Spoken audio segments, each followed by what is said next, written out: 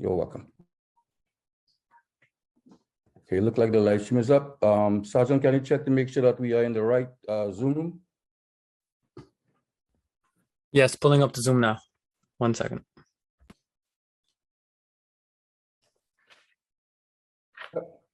Look like we're good.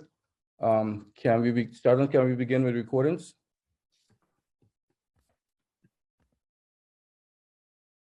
PC recording started. Thank you. Cloud recording started.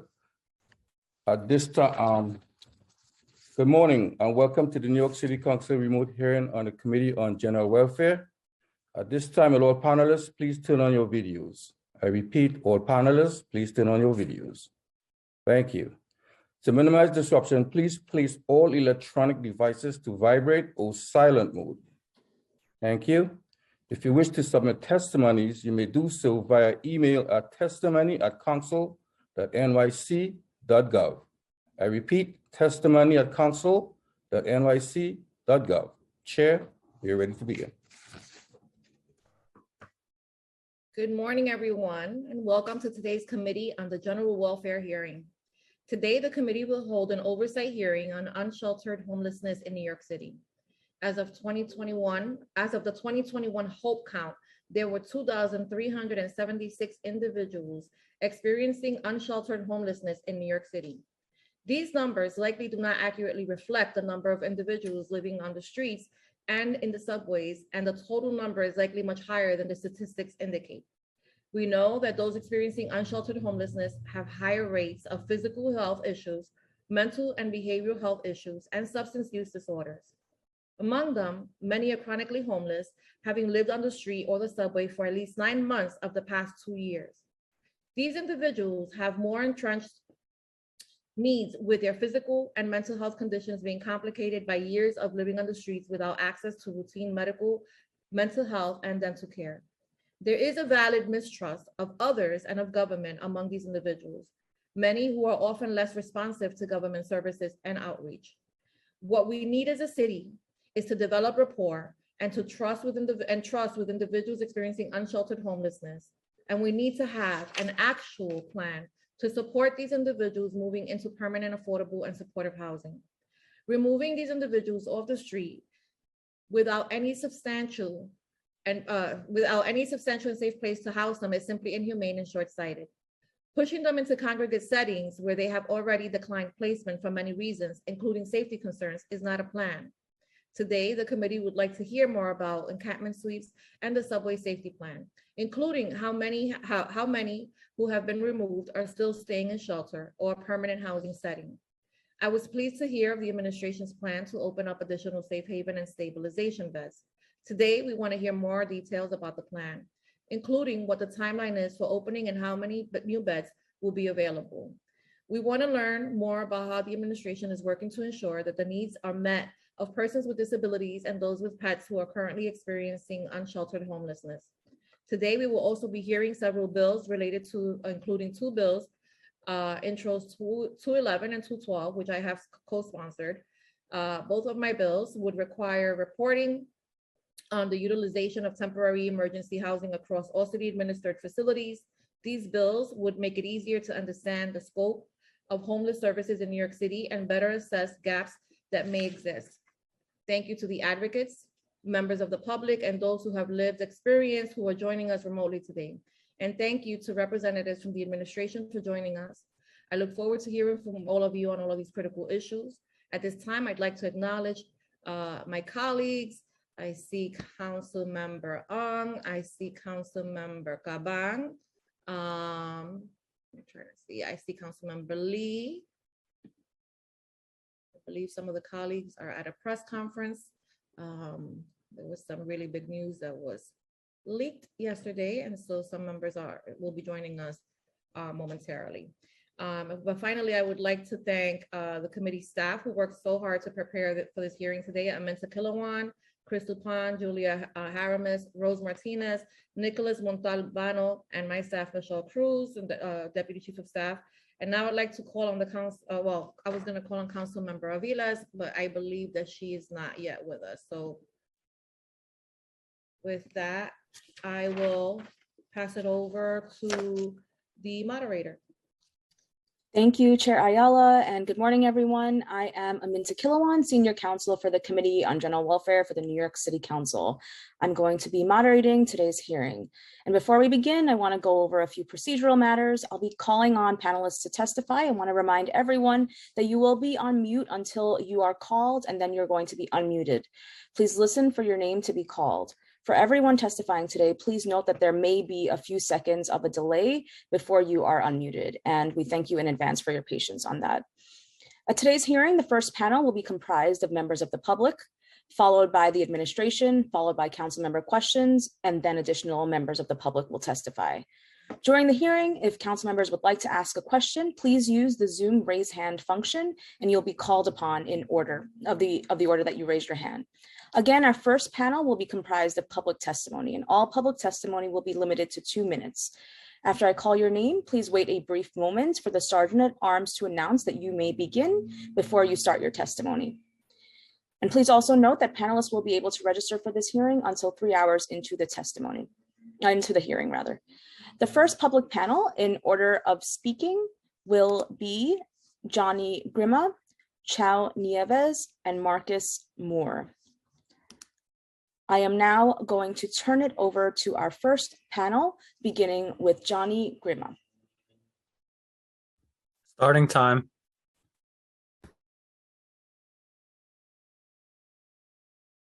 Can we unmute him? Johnny, okay. Hello, can you hear me now? There you go, yes. Okay, thank you. So I would like to start by saying that there are more than 200,000 vacant units in New York City. So the mayor's plan to make these safe haven units is just perpetuating the housing crisis in New York City. That this is by design by like wealthy real estate people and landlords and bought politicians such as Adams, Hochul, and others. I didn't really, unfortunately, there's so much going on in my life, but with police harassment and violence against me, threats of violence by the police, that I don't really have time to like focus on even things like this. But the stress is difficult. But I guess I should probably speak about the street sweeps while I have some time. It's the NYPD have done to us like basically what they've always done to homeless people, which is just like brutalize them when they want them to move and destroy their belongings. It's very regular. As a matter of fact, as terrible as like the situations that me and my neighbors have been through in this last month or so, it would be so much worse, I believe, if there weren't cameras on us. And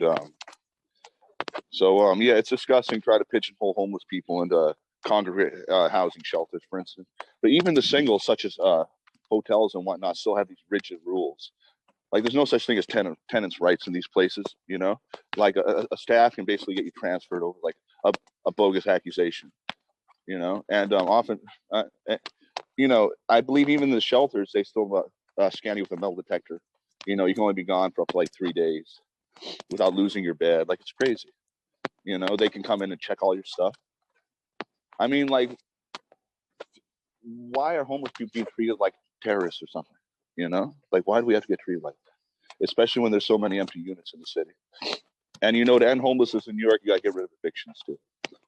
So those two things go together. I don't know, like, I don't think Time that. expired. Huh? Say that again? Time has expired. Johnny, do you want to wrap up? Yeah, shelters and safe havens are abusive environments. There are more than 200,000 vacant units in New York City compared to about 90,000 homeless people in the state. If they're looking for somewhere to put people, they don't have to look too hard because they have like 200,000 options. All right, they should be building more safe havens and shelters. Thank you, Johnny. Thank you so much, Johnny, for your testimony. I'm now going to call on Chao Nieves for testimony. Over to Chao. Starting time. Do you hear me? Yes, We can hear you. Awesome. My name is Chao Nieves. I am very blessed to be in an apartment on 159th Street. and I moved in last month. I have been struggling with housing instability since I was 17 years old. And I will never forget my first night in the shelter because I was told that if I didn't want to take a shower in this dirty stall, then I can go find somewhere else. And it was the dead of night. And there have been many times where my safety and my hygiene has been compromised out of the convenience for a staff member. There have been many times where outreach or police officers have they've profiled me and they've treated me very foul because I'm homeless. They treat me as if I am somebody who struggles with substances. And even then, I think that people who come from those walks of life deserve a little compassion.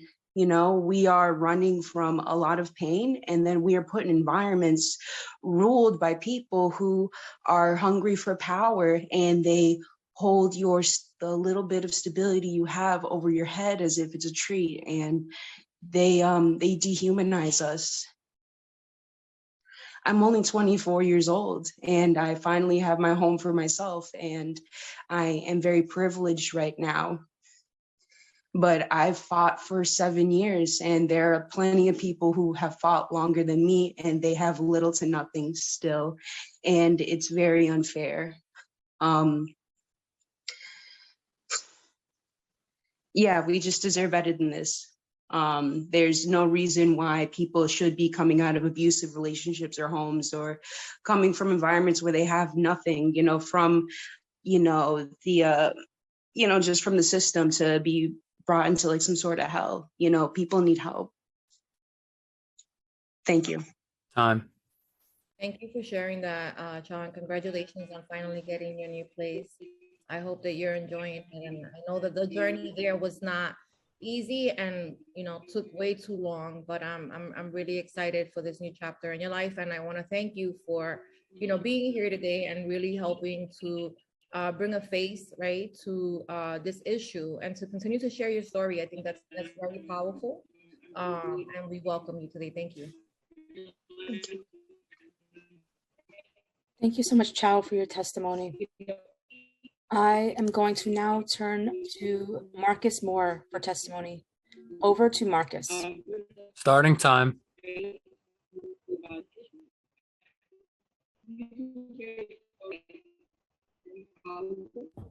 Marcus, you may begin.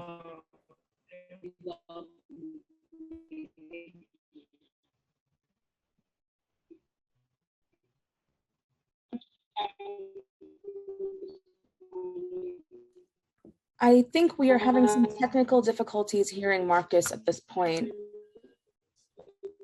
Marcus, it seems like your audio is a bit muffled. Yeah.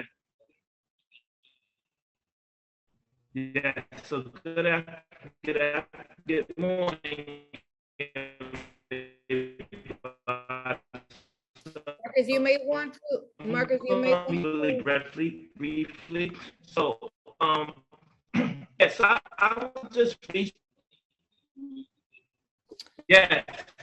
So I will just recently out. Marcus, I don't know if you can hear me. Marcus, I don't know if you can hear me. Can we mute Marcus and send him a message to get off and get back on? Homeless people do not really want to be sleeping in the streets, right? We don't want to be in shelter. Hello, you don't? Yeah. What about now? Do you hear me? Now we can actually hear you a little bit better, but. Hear now? Hello? Oh, wow. Hi, Marcus? Marcus, we're going to have to come back to you because for some reason. Okay. All right.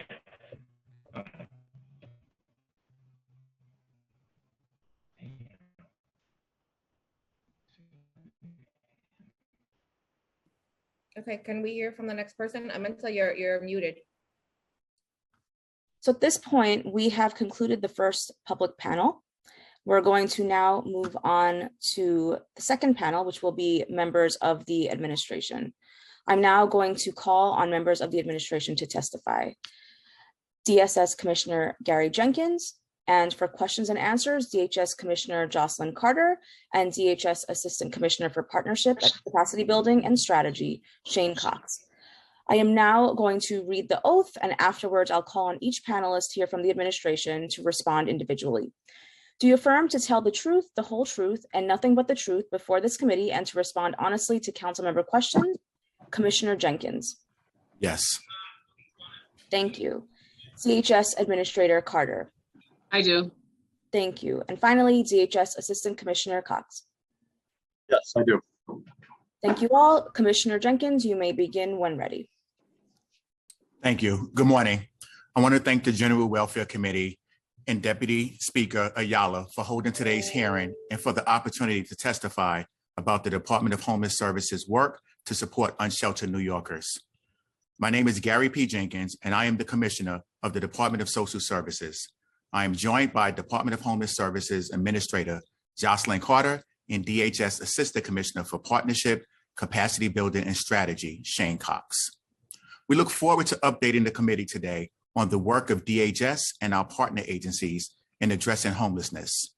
As Mayor Adams has stated and made clear from the beginning of this administration, every New Yorker deserves dignity and safety, and there is neither when living unsheltered.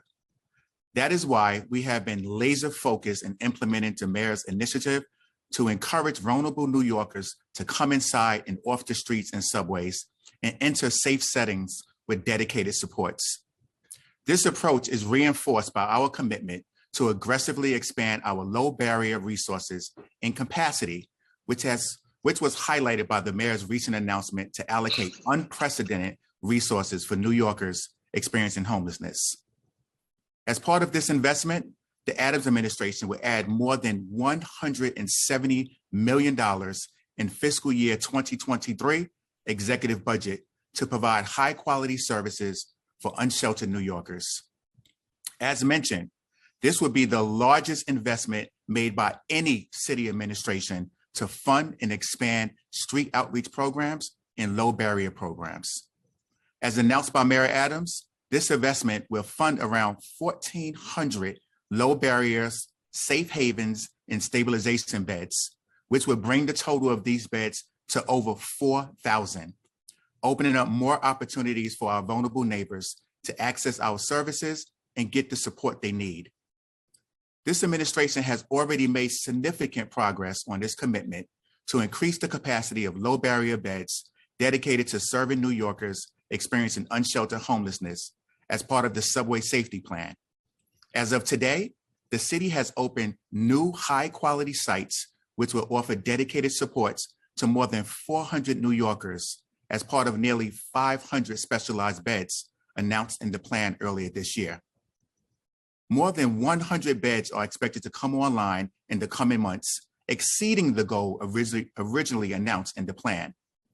The city will fund nearly 900 more beds, bringing the total number of new capacity funded by this investment to more than 1,400 beds. The mayor's recent announcement includes $19 million to create 3 additional drop-in centers, in addition to funding for specialized staff such as nurses, psychiatrists, and social workers to support the well-being of our clients. Lastly, $12 million of this investment will be allocated to DSS's expanded outreach programs, which will increase the number of staff conducting subway outreach and placements, thus intensifying our reach and add transportation services and other resources to help streamline the process of connecting clients to placement opportunities. As we begin our discussion today on unsheltered homelessness in New York City, we should acknowledge that the vast majority of people experiencing homelessness in our city are sheltered indoors across the shelter system because we have a right to shelter. That stands in stark contrast with other jurisdictions around the nation, particularly on the West Coast, where the proportion of unsheltered individuals experiencing homelessness on the street is greater than in New York City. Our work to reach and support unsheltered New Yorkers happens each and every day, weekends and holidays, and at all hours of the day and night. Our approach to reaching and helping unsheltered New Yorkers is centered around building trust over multiple interactions. Work that is carried out with care and compassion by our staff and providers surveying our neighborhoods for unsheltered individuals in need. This work is deeply personal to me. As I discussed with this committee in the past, I myself experienced homelessness and spent time in the shelter as a child.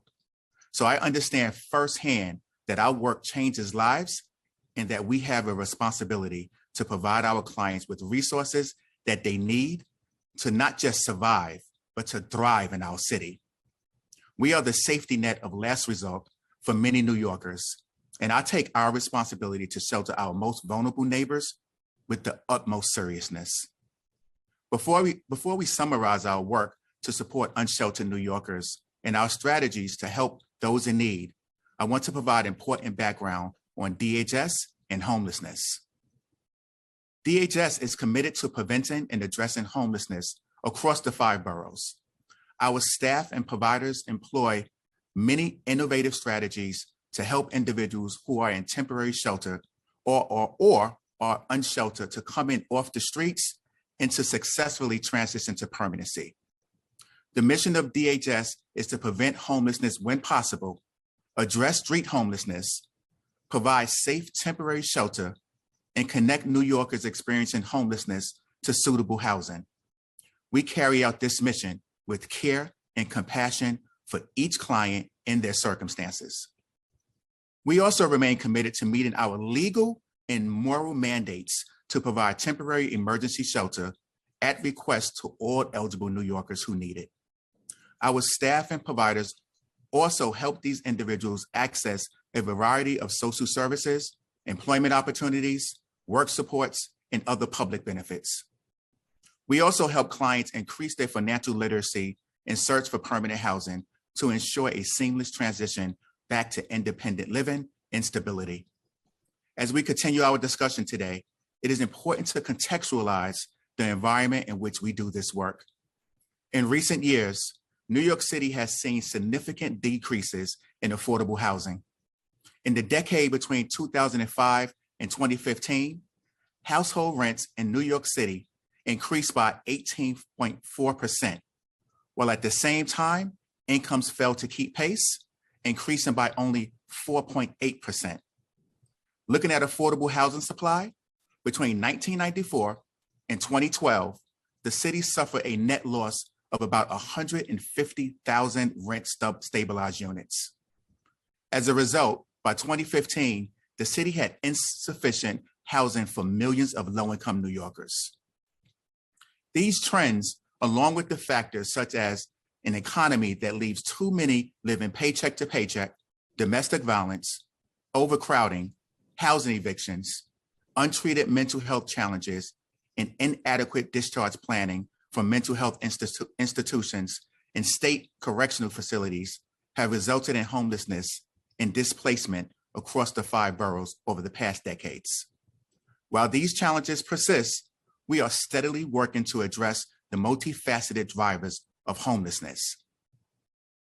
Now I would like to walk the committee through the multi-pronged strategies that we had in place to support New Yorkers experiencing unsheltered homelessness, starting with our street outreach strategies.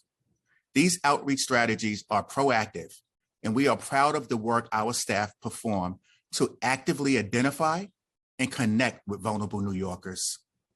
Our outreach teams canvass the 5 boroughs 24 hours a day, 7 days a week, and 365 days a year as part of our efforts to identify and support individuals experiencing unsheltered homelessness. Our strategies place trust at the center of our work. Building trust can take several years and often requires multiple interactions as we encourage unsheltered New Yorkers to accept our services so they can in due course transition off the streets. Ending homelessness is a citywide effort, and we need everyone to pitch in to support the city's proactive outreach efforts. To New Yorkers, to all those New Yorkers who are listening, if you are traveling our streets, subways, and parks, I implore you to not just walk by a fellow New Yorker who is unsheltered. Contact 311 immediately and be part of the solution. If the person appears to pose an immediate risk to themselves or others, New Yorkers should call 911 for assistance. This is a critical step in helping the city identify individuals experiencing unsheltered homelessness.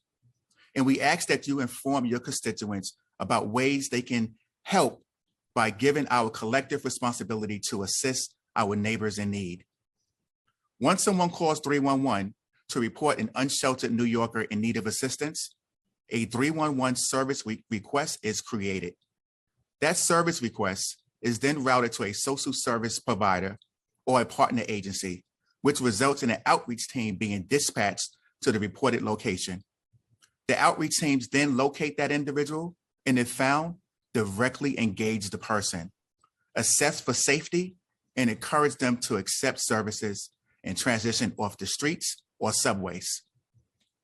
To implement and organize our outreach work, the city launched the Homeless Outreach and Mobile Engagement Street Action Teams, or better known as HomeStat. Through this system, we have built the city's first by name list of individuals who are known and currently engaged by HomeStat outreach teams and are confirmed to be experiencing unsheltered homelessness. New Yorkers experiencing unsheltered homelessness face many barriers to transitioning indoors.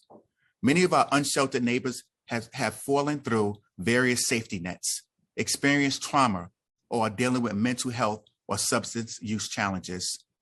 All of these factors make New Yorkers our most vulnerable population.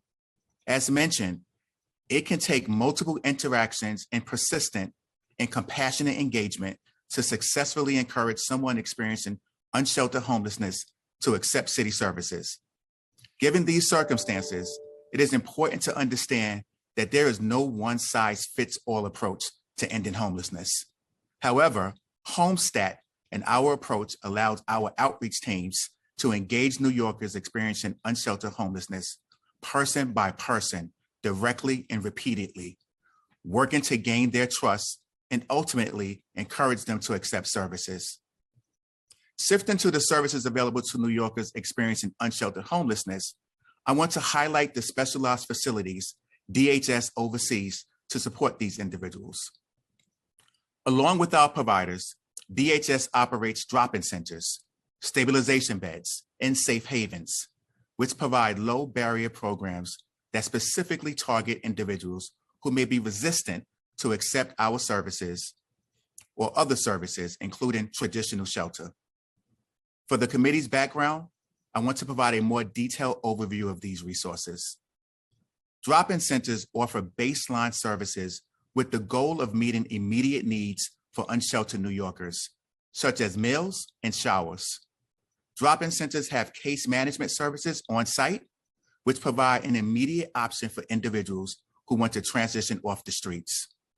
In the case of safe havens, we provide traditional housing model with specialized overnight beds, more intimate and hands-on case management, along with low barrier program requirements. To build on the success of Safe Haven model, we have expanded the number of these specialized beds across the city, with more coming online to support New Yorkers in need, as highlighted by the mayor's historical investment in low barrier beds. Lastly, like safe havens, stabilization beds are small scale and low barrier programs aimed at helping individuals experiencing unsheltered homelessness who may be resistant to accepting services. Moreover, our stabilization beds are aimed for clients who are more able to live independently and include several services to ensure they are supported. These facilities are equipped with on-site services and staff who work closely with clients to build trust, stabilize their living circumstances, and encourage transitioning, from unsheltered homelessness and into permanent housing. The services provided here are frequently the first step in helping New Yorkers experiencing unsheltered homelessness on a path to stability. And we are proud of this work and the results we achieve each and every day. Another key resource available to help New Yorkers experiencing homelessness is supportive housing, a model of affordable housing with supportive social services in place for individuals who are homeless or at risk of homelessness. These services are overseen by the Human Resources Administration's Office of Supportive and Affordable Housing and Services, whose focus is on developing permanent housing solutions for formerly homeless individuals. Our supportive housing teams work closely with our partners to develop new housing programs and refer applicants to housing so they can stabilize their lives and improve their circumstances. Now, I would like to shift to update the committee on our recent initiatives taken on by this administration, starting with our subway outreach efforts, through which DHS and our provider organizations work to reach and support New Yorkers experiencing unsheltered homelessness in the subways. As Mayor Adams has stated, it is inhumane to allow our fellow New Yorkers to sleep and live on the subway. We must not turn a blind eye towards their plight. As part of this initiative, our outreach teams who are canvassing every day, day and night, have enhanced access to clinicians, providing outreach staff with new tools and resources to further strengthen our outreach efforts in the subway system. The Subway Outreach Initiative is centered around interagency and city and state collaboration, with the aim to assist New Yorkers experiencing unsheltered homelessness in the subway. The initiative includes the following features: deploying joint response teams made up of DHS, Department of Health and Mental Hygiene, the New York City Police Department, and community-based providers in high-need locations across the city.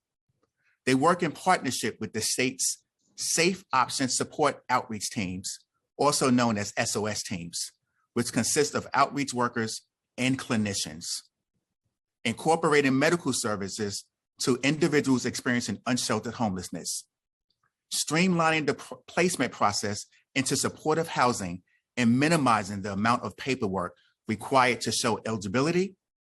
And again, creating new drop-in centers to provide a direct route for New Yorkers to come indoors and exploring opportunities to place drop-in centers closer to the key subway stations to more seamlessly transition individuals indoors. Since the inception of this initiative, our teams have canvassed subway platforms, subway cars, transit hubs, and end-of-line subway stations to offer services and supports to New Yorkers experiencing unsheltered homelessness. When a person in the subway is engaged by an outreach team, they are evaluated to address their individualized needs, recognizing that there is no one-size-fits-all solution to address the circumstances that may have resulted in the person's homelessness. Our outreach staff and clinicians offer a range of services and supports. As we have previously stated, their efforts are all about repeated engagement to build trust with New Yorkers in need, with the goal being to connect them to long-term permanent housing, mental health and substance use treatment, and community-based services. For the committee's awareness, every day, outreach teams conduct on average 700 engagements with individuals in need of on the subway platforms, at prioritized end-of-line stations, and in subway cars. This does not include the ongoing work of responding to 311 calls and other outreach during daytime hours, which have reached thousands of New Yorkers. For these interactions, we can report that more than 700 individuals accepted services into shelter. Our work continues, and we look forward to collaborating with our partners in and outside of government to help New Yorkers in need in our subway systems. This administration is redoubling its efforts to serve and support New Yorkers experiencing unsheltered homelessness. The mayor's recent initiatives are focused on encouraging vulnerable New Yorkers to come in off the streets and subways and into safer settings. Additionally, this work is reinforced by this administration's commitment to aggressively expand our low barrier resources, such as safe havens and stabilization beds, which are dedicated to serving this population, and provide the critical capacity needed to bring individuals indoors and closer to support services.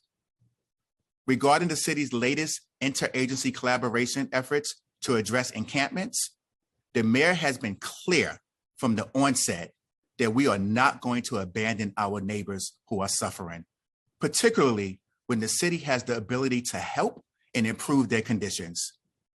It is our moral obligation to use the resources we have to help our fellow New Yorkers who are experiencing unsheltered homelessness and not just ignore our neighbors in need.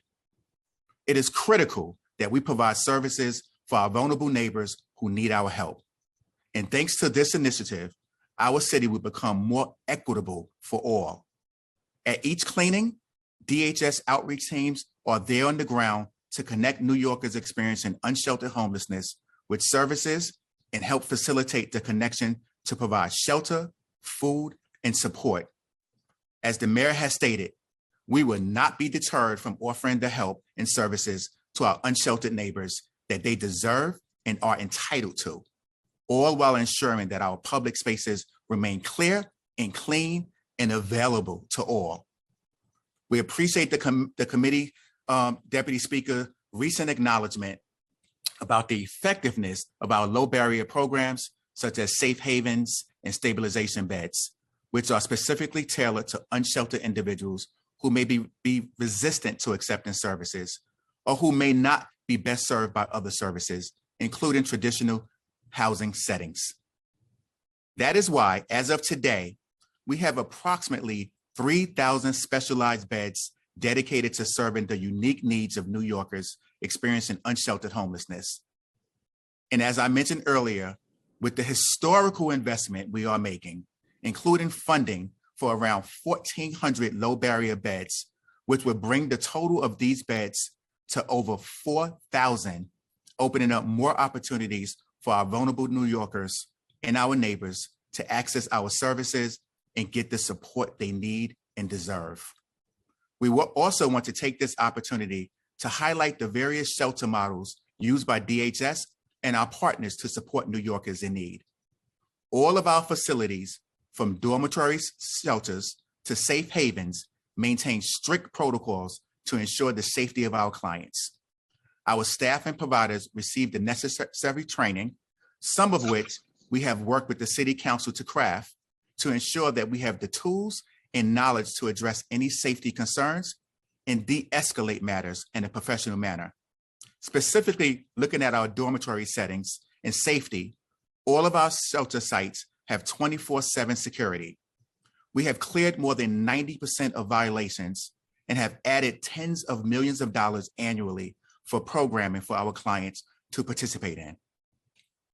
Moving on to legislation, the bills being heard today present several ideas that we are reviewing.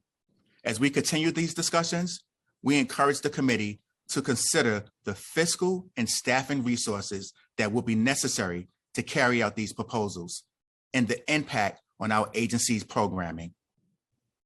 Intro 212 proposes to update Local Law 37 of 2011, which requires a monthly report on emergency housing assistance usage and require a cover page listing the total number of all individuals utilizing emergency housing.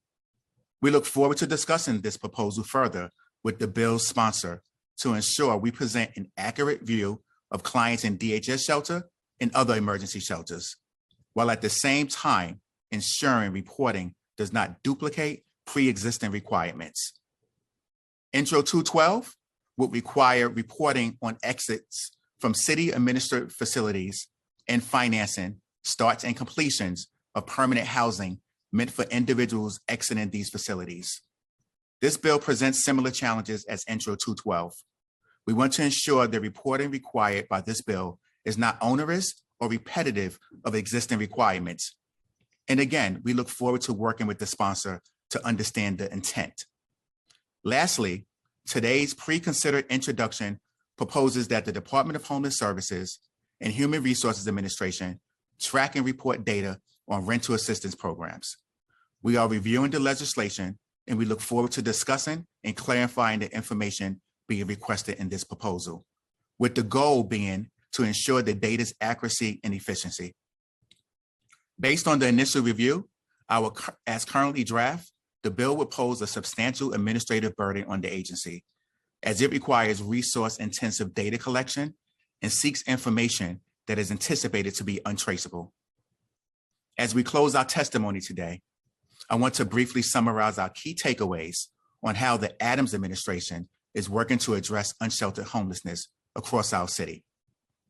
Homelessness is a decades-long challenge that has persisted due to many factors, from stagnating wages and a lack of affordable housing. And the Adams administration is laser focused on connecting unsheltered New Yorkers to the services they need to get back on their feet. Every New Yorker and elected official share the responsibility of proactively helping unsheltered New Yorkers, from taking a few minutes to contact 311 to help us identify an unsheltered neighbor, to helping us find and site shelter facilities across the 5 boroughs. Our outreach teams are out in the field 24/7, 7 days a week, 365 days a year, supporting New Yorkers experiencing unsheltered homelessness in our streets and subways. And we are not leaving any stone unturned in our efforts to bring them indoors with care and compassion they deserve. Thank you for the opportunity to testify today about our efforts to address unsheltered homelessness in our city. We look forward to partnering with the City Council on these efforts, and I welcome any questions that you may have. Thank you. Thank you, Commissioner. I want to acknowledge that we've been joined by Council Members Brewer, Stevens, Aviles, Osei, Hudson, and Rustler, and that I want to give Councilmember Aviles an opportunity to share remarks on her intro today.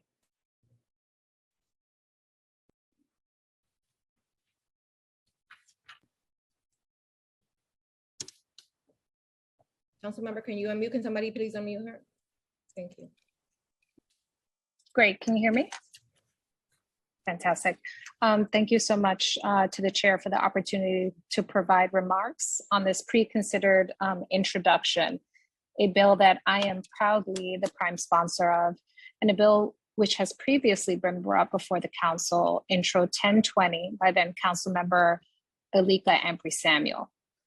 As everyone in the room with me knows today, the City Fighting Homelessness and Eviction Prevention Supplement is a critical rental assistance program for families facing eviction and homelessness. This bill would require the Department of Homeless Services and HRA to track and report to the council enrollment data on the FEPS program. It is just common sense if we are going to accurately gauge the effectiveness of the program and further prevent New Yorkers from becoming homeless. Data will help us illuminate how best as policymakers we might strategize to prevent homelessness in our city, and how we might modify the existing program to meet the needs of those enrolled. In addition to the reporting data required in this bill, would also allow us to see the impacts of recent rule changes, like the one that occurred this past December, that requires that the Department of Social Services to deduct utility allowance from the maximum rent and the housing voucher that the housing vouchers cover, leaving New Yorkers who are facing eviction to overcome what very much is an unnecessary hurdle. As the council member representing District 38, a largely immigrant community, I would propose one friendly amendment to the legislation before you today, and that is also to parse out data by primary language spoken by program participant. Adding this additional layer of detail may help us better look at what populations are most at risk in our city. I look forward to hearing the feedback. I did hear the commissioner mention concerns around a burden on the agency. Quite frankly, we should not be running any programs without sufficient data. And this is just a fundamental element of all the programming for us to make effective and efficient choices on what is functioning and producing the outcomes we need and what is not. And so I look forward to hearing further feedback from the advocates and program recipients in the room today regarding this legislation. Thank you, Chair, for the opportunity to put forward remarks. Thank you, Councilmember Alviles, for your opening statement. I am now going to turn it back to Chair Ayala for questions for the administration. And then as a reminder to council members who may have questions, you can use the Zoom raise hand function, and we will be limiting council member questions to 5 minutes. So over now to Chair Ayala. Yeah, thank you, Commissioner, for your testimony here today. I think that this is an issue that, obviously I got a lot of calls of concern about, and we wanted to make sure that specifically in light of everything that has been happening in the city, that we were able to have this discussion, as quickly as possible. Because we share concerns. And I want to just, share for the viewing public that, the commissioner and I have had opportunities to have multiple discussions on this issue. And I believe that, you genuinely want to be helpful, and that, you want to work collaboratively to try to find solutions that work. But I want to share my, an impact statement of my own. I have a brother who has serious mental health issues, who's in and out of shelter because of that. And it becomes very difficult, as many people, who are viewing today may recognize, when you're dealing with a person with mental health issues, to keep them at home. Sometimes I'm just not able to keep him with me, because people would argue, well, why are you not, why don't you keep him? It's difficult. It is difficult. It's difficult for me. I could imagine that it's difficult for the staff. But right now, he's living with me because he feels so unsafe living in the shelter system. He has been punched in the face by security guards because his behavior has been erratic, which you would assume, right, that there's adequate training in the staff to recognize mental illness, to treat, to treat individuals that have a mental illness, and how to, how to approach them in a way that is useful. He has been threatened with a knife inside of the shelter system. And this is not, I'm not talking about weeks ago. I'm talking about like a couple of days ago. This continues to happen. And this is why we hear from New Yorkers that are unsheltered, day in and day out, that they don't want to be in congregate settings. And so the concern for us is that if we don't have enough stabilized or safe haven beds available, that we're going to see more and more displacement, and that's concerning. So there are going to be a bunch of questions today. I think that people are alarmed, specifically with the number of raids on the in the subway stations. And we've all heard the stories. They're horrible, of people living in the tunnel. We recently had a couple that was killed on the tracks a couple of days ago. They were living, somewhere in the tunnel, and no one knew. And unfortunately, we lost those 2 New Yorkers, and that shouldn't happen. That shouldn't happen in 2022. It should never happen. But this is where we are, right? So I really wanted to hear from you today. I get the encampment issue, and I think that this is the hot button issue that everybody's talking about, because we've all seen the videos on social media about, with the breaking up of the encampments and what appears to the viewing public as a very aggressive policing tactic to get rid of homeless people that are living on the street. That concerns me. One, because my understanding is that there has to be adequate notice given to the individual that a cleaning crew will be coming by on such and such day at such and such hour to clean the encampment, so that it allows the person enough time to take out their personal property without fear of having their birth certificates, social security numbers, Medicaid cards, medication thrown in the garbage. And we're not sure that that's happening. So I wanted to hear from you what your sentiment is on what exactly is happening, and how you feel the situation is going. Are we successful in placing people? I heard the number 700 at the press conference with the mayor, and so I don't know that number is accurate, and I wanted to kind of hear from you on what your take on that was. Thank you, Deputy Speaker, for your questions, and thank you for acknowledging that, this administration, and I'm going to speak on behalf, as I always will, Mayor Adams, we definitely care about individuals who are homelessness. We're not going to be the status quo of just walking by individuals and not addressing their mental health needs, their housing needs. That's not good government in any instance. And we're not going to be that type of government that's going to just promote that type of behavior. We know these are our neighbors. They're in our communities. They're somebody's brother, they're somebody's mother, they're somebody's uncle, they're somebody's relative, and they're our neighbors. So yes, I am committed as the commissioner for the Department of Homeless Services to ensure that we are out there doing that outreach. The staff are committed. As I shared my story, and I'm going to continuously to share it. I was once homeless. I watched my mother of 8 kids by herself struggle. It's not easy. There's a lot of challenges out there. And as government, we need to be there for those individuals who need our assistance. So, unfortunate with your brother with the incidents in shelter, we work with our shelter providers. We work with our security. As I said in my testimony, we do the de-escalation in a professional manner. We're continuously evaluating that process. When we hear these incidents, we definitely look into them and we course correct and we take action when needed.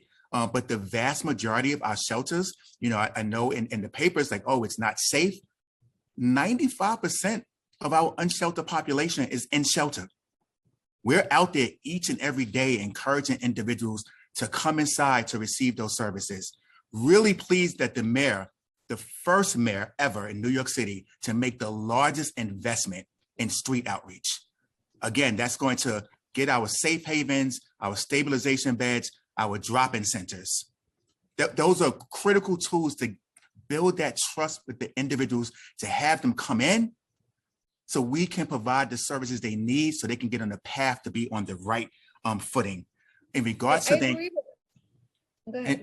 in regards to the encampments, I'm going to have Assistant Commissioner Cox join in. I don't want to steal the thunder, but each and every time a person accepts our services, that's an opportunity for us to build trust with that individual. As I said, it's not a one size fits all. Everyone come to us with individualized challenges. I also had a brother who was homeless in the streets, mental health concerns, and then finally, he's now in a supportive housing environment, receiving those services. And my family and I are so happy. Is it completely done? No, but at least now he's inside. It took a long time to get him to go inside. As you know, Deputy Speaker, it's work, but it's worthwhile work. These individuals deserve our attention. They deserve the services that we have to offer them, and we're not going to walk away from them. Assistant Commissioner Cox, can you just chime in on the process, what we're doing with the encampments, and really explain how the outreach staff are there first before the cleanup occurs and right before the cleanup actually happens? Absolutely. Thank you, Commissioner. And hello, Deputy Speaker. Thank you for having us today. Just to reframe it, as the Commissioner said, the best solution to address the problem of unsheltered individuals experiencing long-term homelessness on the street is connection. Connecting them to services, treatment, care, and hopefully housing. And our job, everything we do, is to ensure that individuals have access to these services and that they can receive the care they need, and to put them on the pathway to hopefully permanent housing. We're trying to engage individuals at every level of their pathway out of homelessness.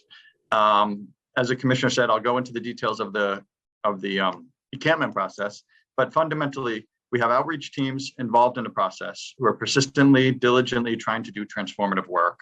They're trying to be as thoughtful and strategic as possible in how they're approaching the work.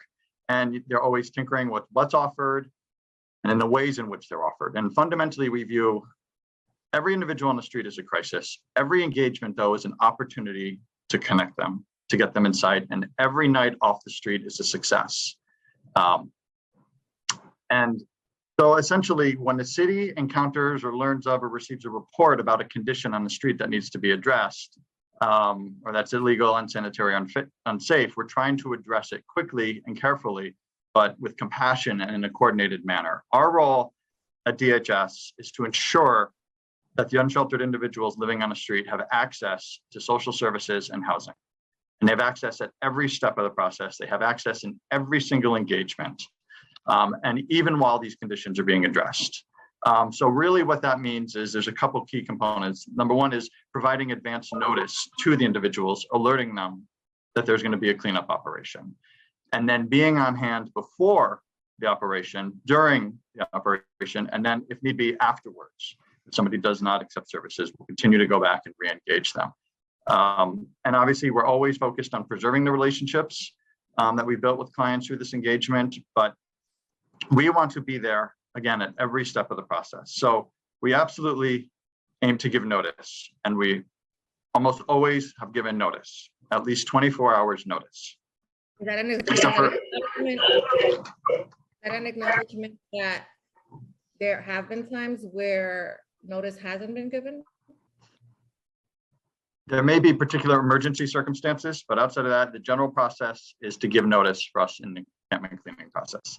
DHS goes and gives notice to individuals at least 24 hours in advance. Okay. What would classify what you know as an emergency situation where notice wouldn't be given? If I may, Assistant Commissioner, if I may jump in. Deputy Speaker, if we get notification that there's a location that's causing a harm to the individual or others, such as hypodermic needles, in mass that's there and needs to be cleaned, we would then go in, because we don't want, the general public or child to go by and be in that environment. So we would go in sooner than later and not wait for the, at least 24 hours. Okay. I'm sorry, Assistant Commissioner Cox, were you done? Yes. I think that we agree, like fundamentally we agree. No one wants to see people out on the street. It's the way that we approach them, right? So connecting them to services is really important, but how we connect them is equally, important. And I think that, based on what we've seen, we're just not satisfied that we're doing it the right way. So I would like to know. I know that under the de Blasio administration, there were a couple of safe haven and stabilized beds that were already in the pipeline that have started to open, which is great. But theoretically, do we have enough stabilized beds today or safe haven beds today that are in non-congregate settings to accommodate the need of the number of individuals that are sleeping in the subways or out on the street? Thank you, Deputy Speaker, for that question. We have vacancies today that individuals can go into a safe haven or stabilization bed. When we're out there each and every day, each and every night, we're making that offer to individuals who are suitable for those type of settings. The mayor's historical investment of $171 million gives the city an opportunity to create additional housing in regards to safe haven and stabilization beds. We're on track. As the subway safety plan, we said we're going to create 500 additional safe haven stabilization. We're on track to meeting that goal. 1,400 additional by the end of this year. We will have 900 in the pipeline, with the balance coming in 2023. We're going to continue to work towards that goal. We're going to meet that goal because that's what the mayor has put in place, and that's what he has charged us with, and New Yorkers deserve it. And we understand that this is what we are being driven towards, and we're going to make sure we do it. It's a get stuff done administration, and we're going to make sure we get it done. Do you know what the number of beds that are available today? So in total, I'm going to ask Administrator Carter to jump in. But I believe we have 2,000 across the two areas of stabilization and safe havens. But Administrator Carter, you can join in, please. Commissioner, we have a total of just over 2,700, and currently we have about 2,600 clients who are in the beds. Just over 1,600 in safe haven, 1,100 in saved. Our vacancy today is 131, and as the Commissioner says, we continue to put units on. We have opened towards the 500 for 34, and we will have by the end of the year meet the number we said we're going to meet, and 1,400 new investments of the 171. You lost me a little bit. So we have 131 vacancies today. Yes, ma'am. Okay, and out of the 2,000 plus that are currently occupied, Are those new clients, or are those pre-existing clients that had already been? Some of those that we've brought in since the initiative started are coming into those beds, have come into those beds. Okay. Do we know what the number of individuals that have accepted assistance is to date? I mean, we were at what, a month, 6 weeks into this? Since March 18th, 40 people have come in since the encampment, March 18th to present. 40 people have come in. Okay. That's The mayor mentioned in his press event when we were announcing the $171 million allocation for additional beds, that a total of 700 individuals had been identified and had accepted assistance. Is that number not accurate? That number is accurate, Deputy Speaker. That number pertains to the subway safety plan that came into place. So in the subway system, at end of line and in our engagement on the subways, 700 individuals said yes, accepted our services, and came into our shelter system. We are really proud of that number because, as you know, when we first started, initially, it was a single digit, but we knew that on behalf of our dedicated staff and our providers, as we continue to be out there and build trust with individuals and really explain to them, we develop a palm card as well that demonstrates these are safe haven stabilization beds. These are our traditional shelters. We're having that conversation day in and day out. Individuals, 700 individuals in our subway system said yes. We transported them to our shelter system.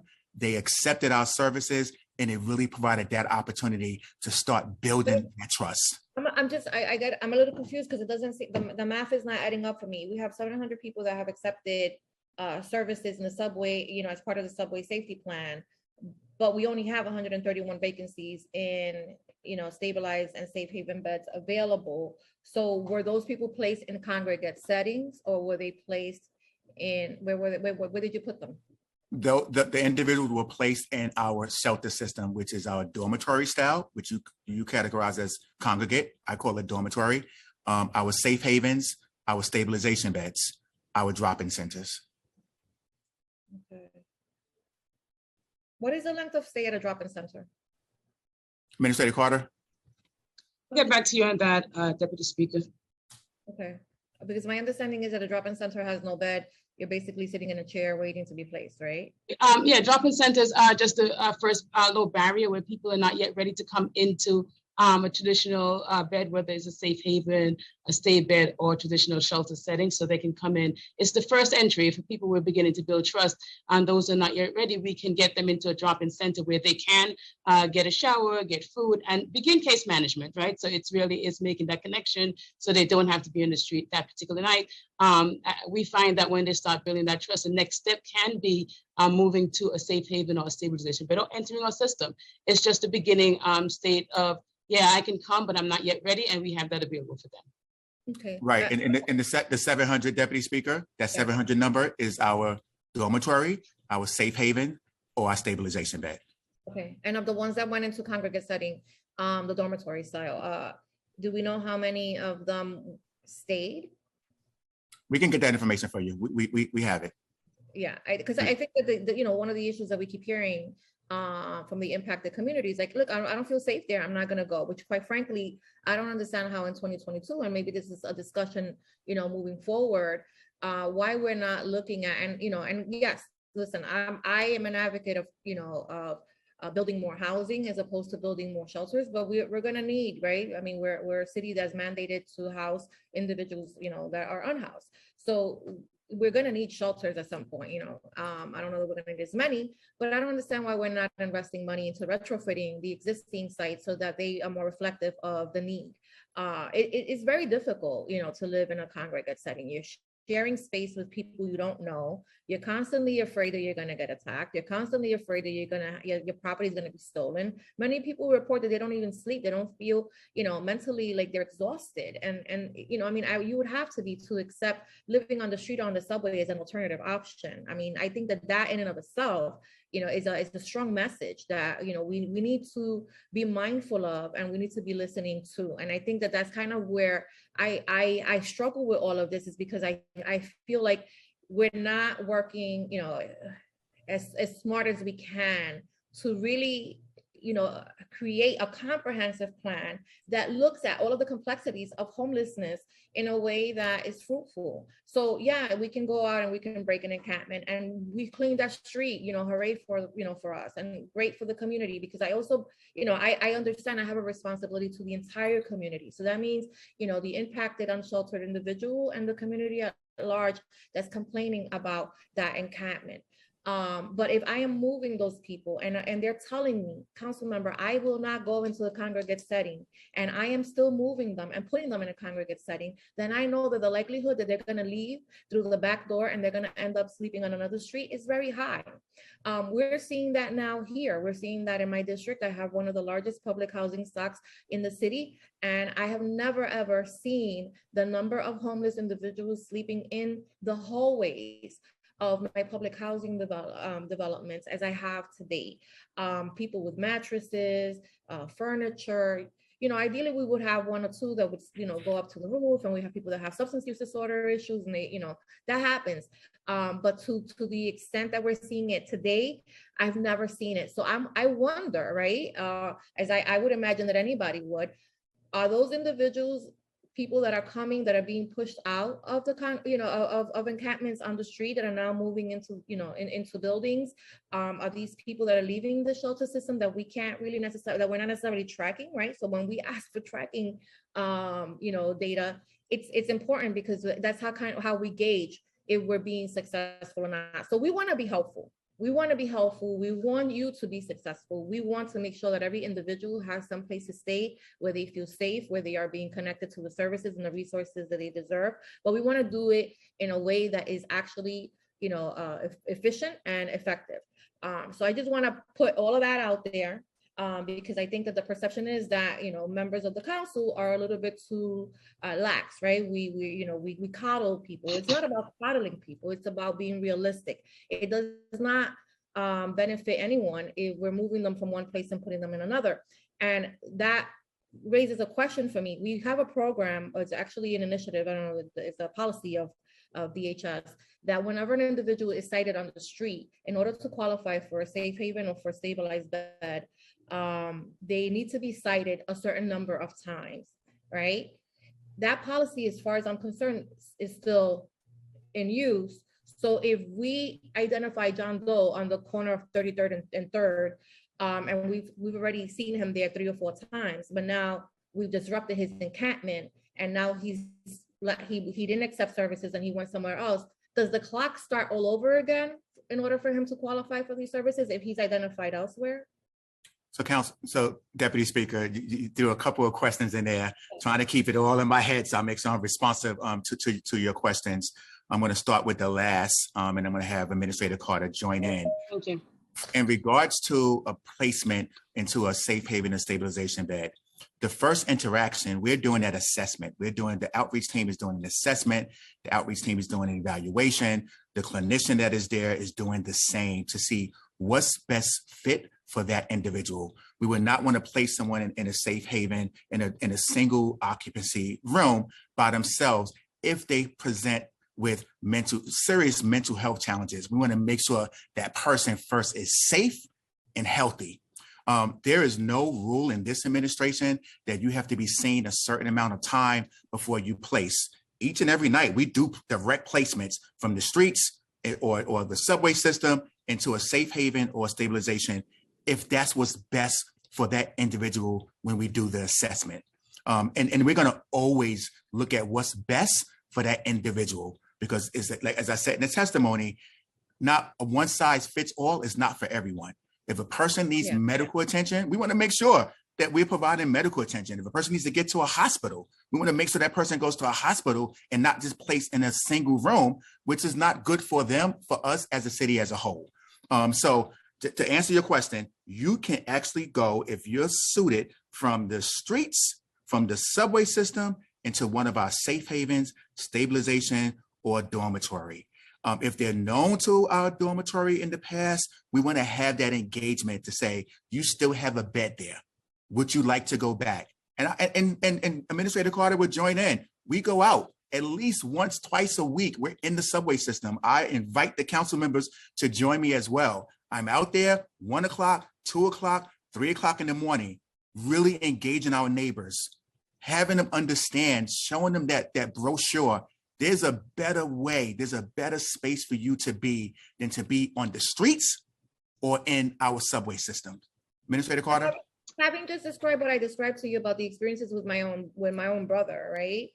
That's not, like for individuals like you and I who are housed, it's easy to say that, but that's not the experience that those individuals that are living in those types of settings are describing. So I think that that's where I kind of I struggle with it, because there's a difference. There's a huge difference, and that I've never heard a single person say, listen, we have issues, like we need to we need to fix A, B, and C before we can get to D. Like no one has ever said that. And I think that's kind of, it throws people off, because it gives the impression that we that everything is rosy and everything is perfect, and it's not. It is a hugely imperfect system.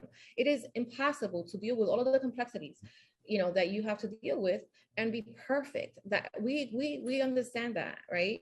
But we want there to be an acknowledgement, like, listen, people don't want congregate setting. They don't want it. They don't want it. They don't want it for a specific reason. What are those reasons? How are we addressing that? You have seniors living in congregate settings that are not getting resources. You have people with serious disabilities that are really vulnerable, because they have to have the one bed that's next to the electrical socket, because we're not equipped to deal with all of these issues in that type of setting anymore. And that's really alarming. But I just want to, because I know that my colleagues are going to have questions, and we have a host of people that are here to respond, to ask questions as well, and I guess to share their testimony on their experiences. Go ahead. Deputy Speaker, I just want to just going to echo our commissioner in a couple of things. I just want to really acknowledge that, to steal the mayor's, what he says, that we are perfectly imperfect, and we're really working to do better in certain places. And certainly we understand that sometimes we need to look at the entire picture, but there are a couple of things I want to make sure that is clear. Chronicity about being seen multiple times, that's not one of the things that that's not true. It might have been in past administrations. That is not true. We are out engaging and getting individuals to safe haven stabilization beds as needed and as necessary. So that is happening. In terms of safety, and I think that there's the idea that dormitory style shelters are unsafe. The majority of our shelter system is, and people are marching with their feet and voting with their feet. And we have a small number of people who are unsheltered. And those are the folks who have had trauma and other situations that has happened with them. And we really need to engage them. And that's what Shane has talked about, the outreach multiple times, and we have to connect with them and do outreach. But every single day that they come in and go back out, for them to be in, for us, that is a success. And we continue to engage and go back out. And as they're with us in any one of our settings, be it, a dormitory or safe haven or stabilization bed, we have services, we have case management on site to really assess individual needs and to make those needs available for them. In terms of looking at those who are in NYCHA, what we have found over time is that individuals who are in NYCHA buildings have connections for those to some relatives, that we're working with some NYCHA. We have some MOUs that we're working, that we do, walking through NYCHAs with NYCHA buildings with NYPD to try and engage individuals there. So we are looking at that. I do think that it's important to really recognize that those who are unsheltered, part of what our work is to connect them to benefits when they come into us. So I do believe that we serve those who have fallen through safety net, and we are the safety net of the safety net. And so we really need to help them come in to a stable housing place, help them to, get their documents, help them to really go through whatever, reset, because they've been through trauma, and get them ready to move to permanent housing, that the Commissioner Shane has talked about. And when they're ready to come in at any time, be it 2 p.m. on a Saturday or 2 a.m. on a Sunday, we're there, right? And so that's what why we're there, and that's the work we're doing every single day. And I do recognize that, we need to continue to do the work, but also, we have to make sure that we're doing it in a way that's with care and compassion, and the Commission is beating that into our heads.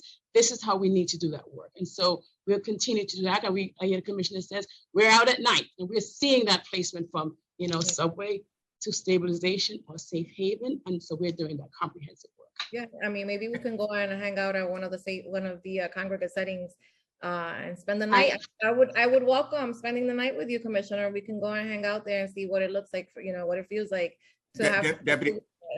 Deputy Speaker, you know, I'm very collaborative, and I definitely want to be part of the solution. And I welcome, you and the other council members, to welcome your ideas and suggestions on what we can do. I also want to say I appreciate the fact that you acknowledge that we are a right to shelter city, that we definitely will need to create additional shelters throughout the city.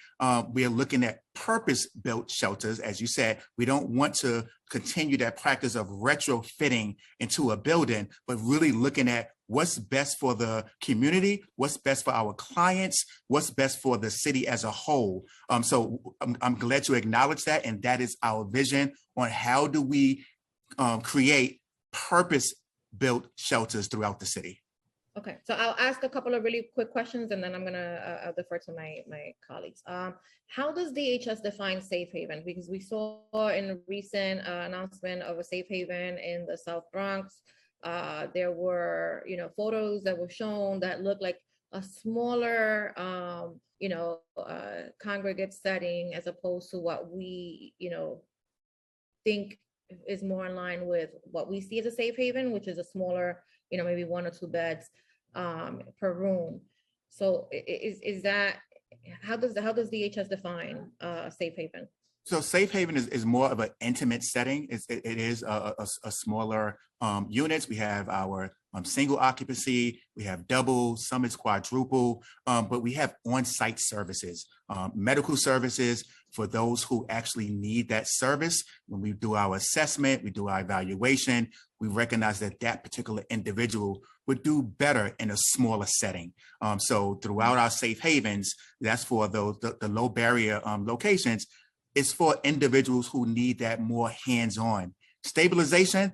That's for more independent. If we can refer a person for mental health services, for medical services, because they're more independent, then they'll be placed in that stabilization unit. That's why it's so important that we do that assessment and not just do a one-size-fits-all. It's having that conversation with the individual to see where they can most likely thrive more and trust us in that particular type of setting.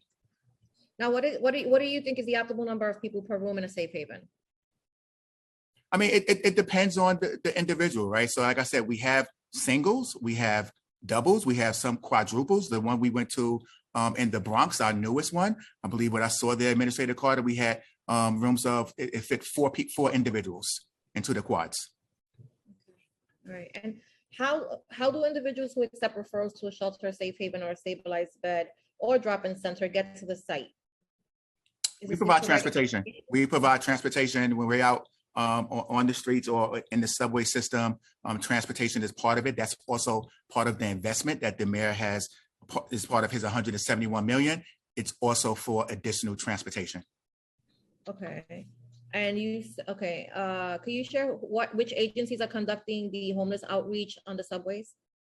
It's the Department of Homeless Services, Human Resources Administration, Department of Health and Mental Hygiene, and the State Department of Health. And I think it's State Mental Health.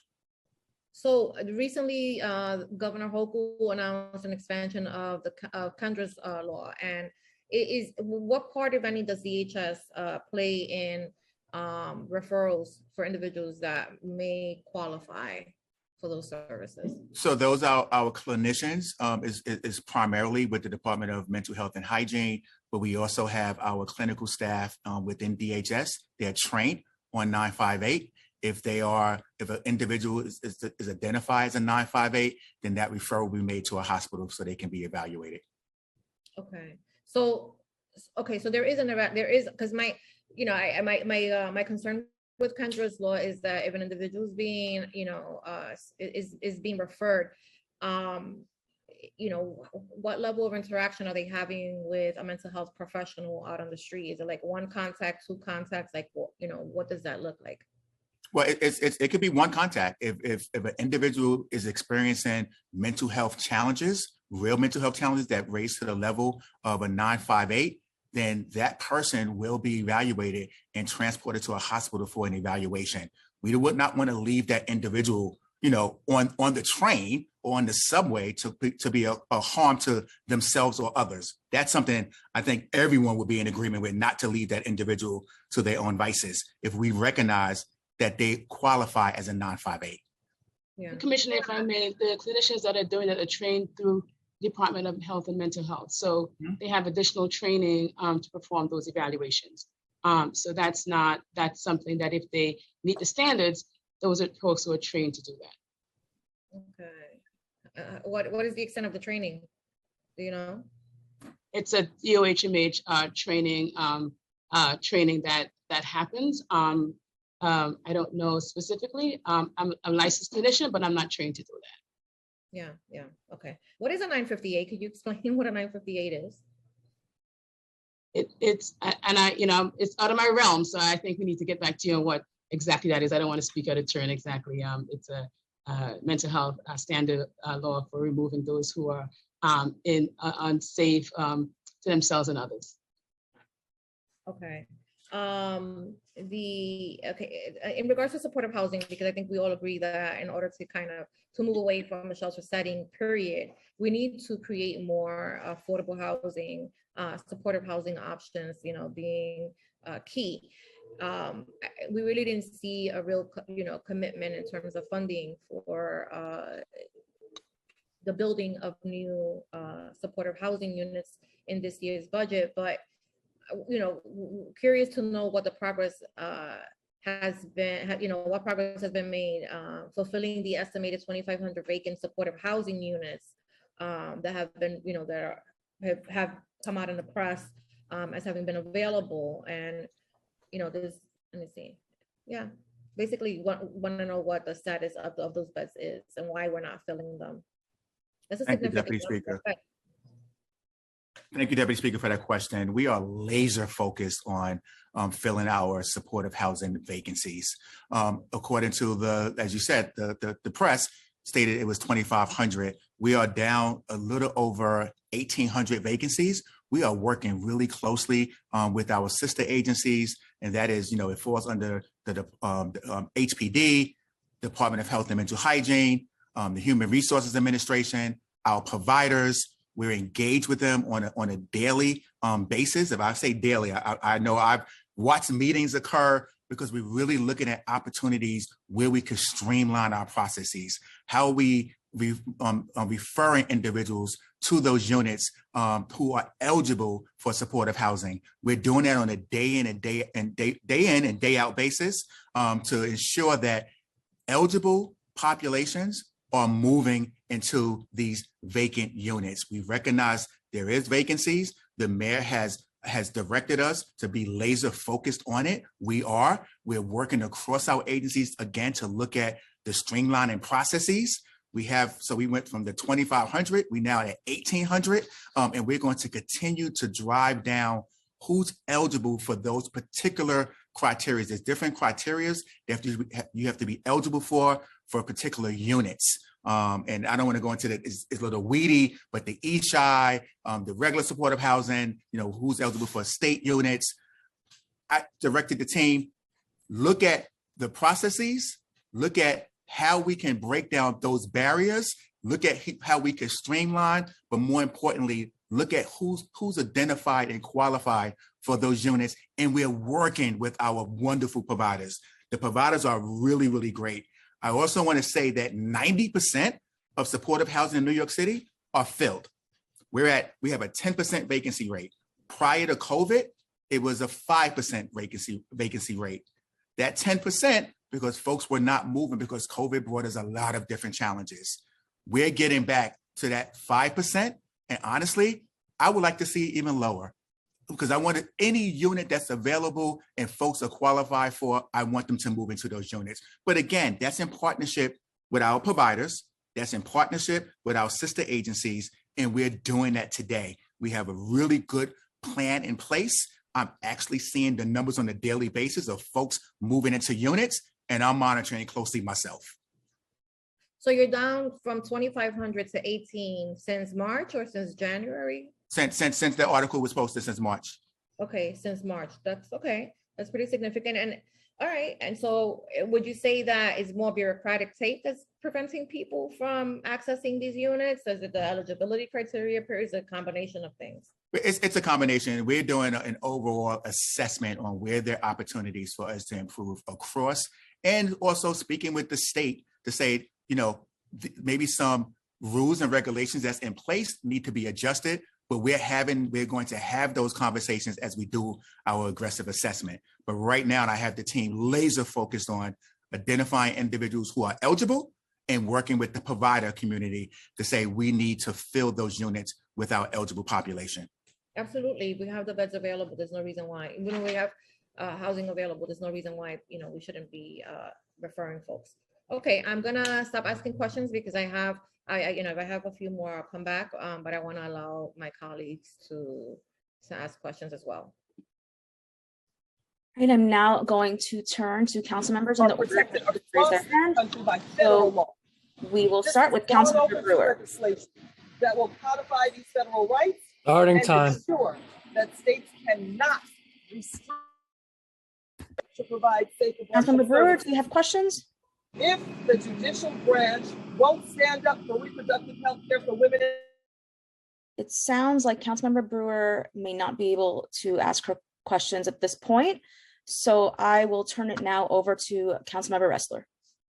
Starting time. Mute me again.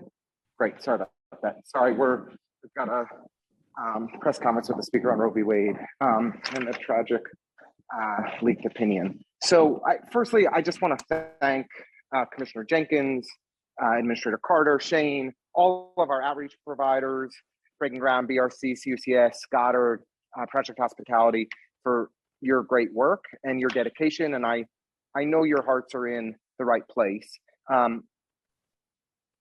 But there are very serious issues here that need much greater attention and investment.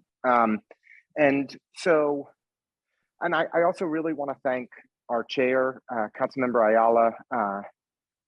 Diana, your remarks a week or so ago with the mayor's announcement on the new investment in street outreach and stabilization and safe haven beds and drop-in centers was profoundly moving. Your leadership is extraordinary. You are the absolute right person to be leading this committee. And I really want to thank you for your line of questioning, particularly as it relates to the inadequacy of our single adult shelters. And I think that, Jocelyn, to say that a small number of people are unsheltered, I get that it's a small number of people as a percentage of the total homeless population in New York, but we have thousands of people who are on the streets. And I think that our counts underestimate the real numbers. So it's a significant crisis that we have on our hands of street homelessness. And I think it's important to acknowledge that the number one driver of street homelessness is the inadequacy of our single adult shelters. And too many of our single adult shelters, like Bed Atlantic and Wards Island, are causing more harm than offering help to people who are in them. So we have significant work to do. And I'm, as the representative for the area where these sweeps started by Meeker Avenue, to be going out to people who have been on the street and offering 30th Street as a housing solution is no solution at all. These folks have been through the shelter system. They do not feel safe in the shelter system. Safe havens are what's necessary. And I really want to applaud the mayor for making this major $171 million investment in safe havens and in stabilization beds, drop-in centers, and outreach workers. I do have some questions, and I'm just going to ask for brevity, even yes, no answers, if it's possible, just because I know I'm on the clock. So if you don't mind. The outreach staff, my understanding is that we were currently at about 600 funded lines, but there are significant vacancies. Could you comment on how many of the 600 odd positions that were filled prior to this announcement, that are funded prior to this announcement, are actually filled? But Councilmember, that's not a yes, no question. I got that's not a yes, no, but that's a number. It's a number. It's a number. It's a yes, no, or numbers. We have a little over 700 that's allocated. We are aggressively working with our provider to fill those vacancies, and we actually just authorize an increase in the salary for the outreach workers. So the $12 million will go toward increased salaries, not additional heads. No, the $12 million will go towards additional heads. What I was saying is that we've recently increase the salaries for the existing staff and the new staff that's coming on board. The 12 million. What's the current vacancy? The 12 million is exclusively for new heads? The 12 million is part of the new heads and transportation. New heads and transportation. So what was the salary increase that you all approved? I hadn't seen that. I'll get back to you. I don't want to give an incorrect number in my. And how many of those 700 positions are currently filled? Yep, we'll get back to you. Okay, because when I hear from the providers, I hear that there are significant vacancies and that we have a real challenge that because the salaries have been so low, they haven't been able to fill the positions. These are really hard jobs. And all of you who do this work have all of my empathy and respect because it's really, really tough. And these are folks who are struggling. And so I appreciate all of the effort, but I am concerned about what my understanding is on the vacancies. I'm happy to hear there's a salary increase that's happening. Would love more specifics. And Councilmember Ressler, I just also want to give kudos to Mayor Adams and OMB, who helped us when we went to them and said, this is what we need to get done in order to increase our retention rate. It was approved. Okay, good. Well, thank you. That's great to hear. I know it's not always easy to get OMB to cooperate, but David Greenberg's a good guy. So so appreciate David Greenberg is a fantastic guy. We can all agree about that. Yes. So next up, I was wondering, do you have locations yet for the 3 new drop-in centers? We are evaluating that process now, or neighborhoods that you're planning to prioritize. We're looking into and assessing where those drop-in Time centers expired. and appreciate the council members' participation in that process as well. Okay, if we can be helpful in the 33rd in any way, let me know. Councilmember Ayala, Chair Ayala, would it be okay if I continued on for one more minute if there's no one else waiting? Yes, that's fine with me. Thank you so much. I really appreciate it. I'll try to be brief. I was wondering if you could provide a breakdown between stabilization beds and safe havens for the 140 million. I think it was 1,400 new beds. It was the number that was cited to go on top of the 2,700 or so funded now. Do you have a breakdown of what you're anticipating for safe haven versus day beds? So we're anticipating that the vast majority will be safe havens, with the balance will be stabilization beds. Okay, great. I'm happy to hear that. Thank you. And then I wanted to ask you 2 more questions. One is downtown Brooklyn, as you know better than me, has the highest concentration of street homeless individuals in the borough. Will this additional funding generate more dedicated outreach or kind of any hotspot oriented approach to address the street homeless conditions in our community and try and help connect those folks to housing and support? So, Councilmember, thank you for that question. We're doing an assessment across the city. And of course, we're doing that assessment in regards to where are the hotspots, where are the additional outreach staff are needed. And we're going to have that open conversation as well with the council to say, this is where we're placing our additional staff. I'm so open to having that additional conversation with you, sir. Well, if you're looking for a suggestion, I think you could pick your highest need area in each borough and say you're going to dedicate some additional staff specifically to those areas to try to make a real difference. And I think downtown Brooklyn certainly would meet that criteria in Brooklyn, and we could really use the help. And then the last question, and I really, really, really hope, Commissioner, that you'll consider it, because as you know well, we've got 2 new shelters opening in downtown Brooklyn for single adults in the next 3 months. All of the existing street homeless conditions are going to be blamed on those 2 shelters. We're doing everything we can to try and make those 2 shelters successful neighbors in our community. If we could address the existing street homeless conditions, it would help a great deal. And I think additional outreach staff and the additional safe haven capacity you're bringing on would really make a difference. And then just lastly, the mayor and you all have mentioned this 700 figure of folks that you've brought off of the subways, and I imagine through other means as well. Could you give us the number, though, of those 700 that are currently still in the shelter system? We can get back to you. We can get back to you for sure. But Councilman, I also want to say I appreciate your ongoing collaboration. We've been in discussion in regards to the 2 shelters opening up in downtown Brooklyn. You've been very supportive, and I want you to know that this administration appreciates it. And me personally, as the commissioner for Department of Social Services, appreciate you and all that you're doing to ensure that the shelters are successful, and we're going to continue to be good, transparent partners. I appreciate that, and I'm going to continue to be a welcoming council member and try to appeal to the best nature of of my community. But I have to say, we really do need help in addressing the street homeless conditions. And I think additional outreach workers, dedicated safe haven capacity to support the individuals in downtown Brooklyn that are in need would make a great difference. And you know, I'm not going to ever play a NIMBY card on you all.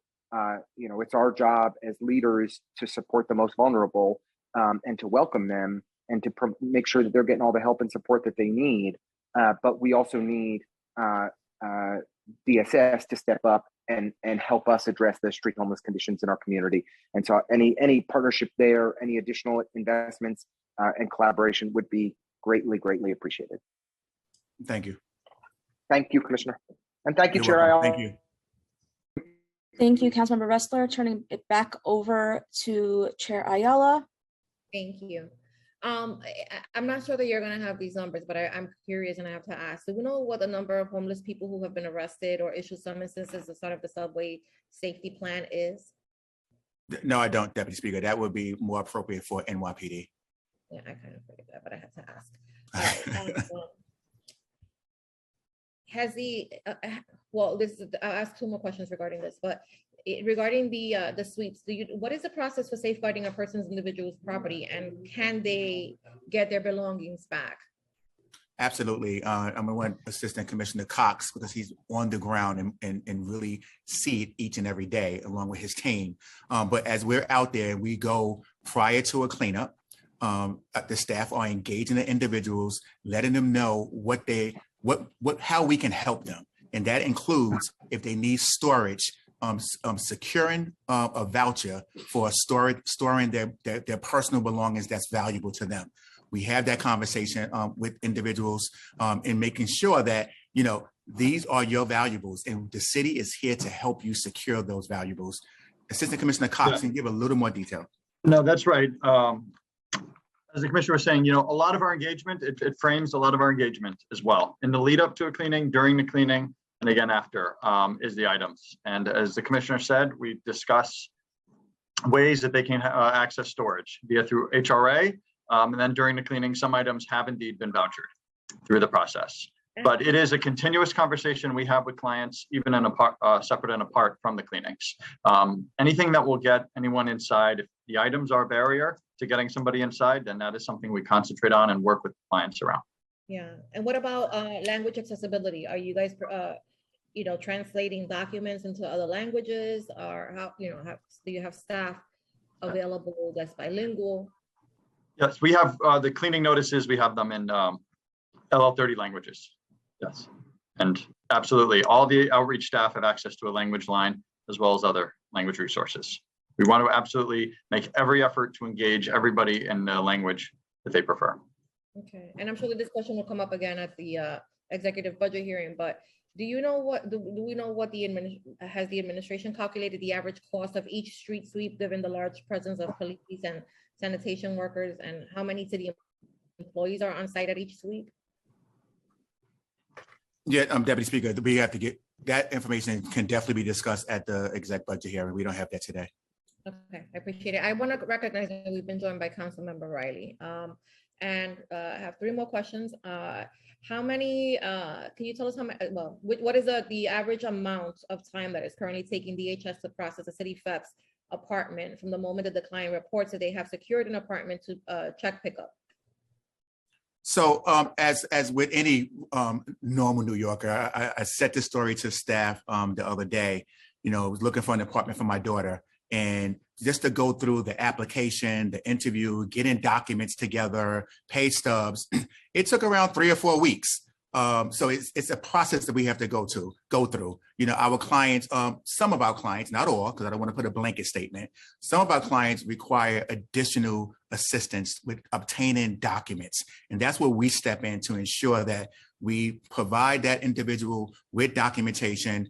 If they need pay stubs, if they need a budget letter, if they helping them with the application process, getting them ready for the interview, that takes time. So what we're evaluating, what our results are showing, that it takes anywhere between, I think, 11 and 16 days from start to finish. Once a place is identified, getting the documents ready, that's happening. When the application process is completed, we are turning those benefits, the checks, around within 3 days. Because we want to make sure that that person moves into a unit as quickly as possible. That's pretty good. Do we know how many move outs occurred each month from September 2021 to April 2022? I have that information. I don't want to hold you up, but I can definitely get back to you for sure. Can you ensure that it's disaggregated by household size and by borough? That would be helpful. We would do our best, Deputy Speaker. Thank you. Okay, final question. Can you tell us how many staff members does DSS have to process City FEP's pre-clearance and applications? I believe we have, I think it's 24 individuals that's dedicated.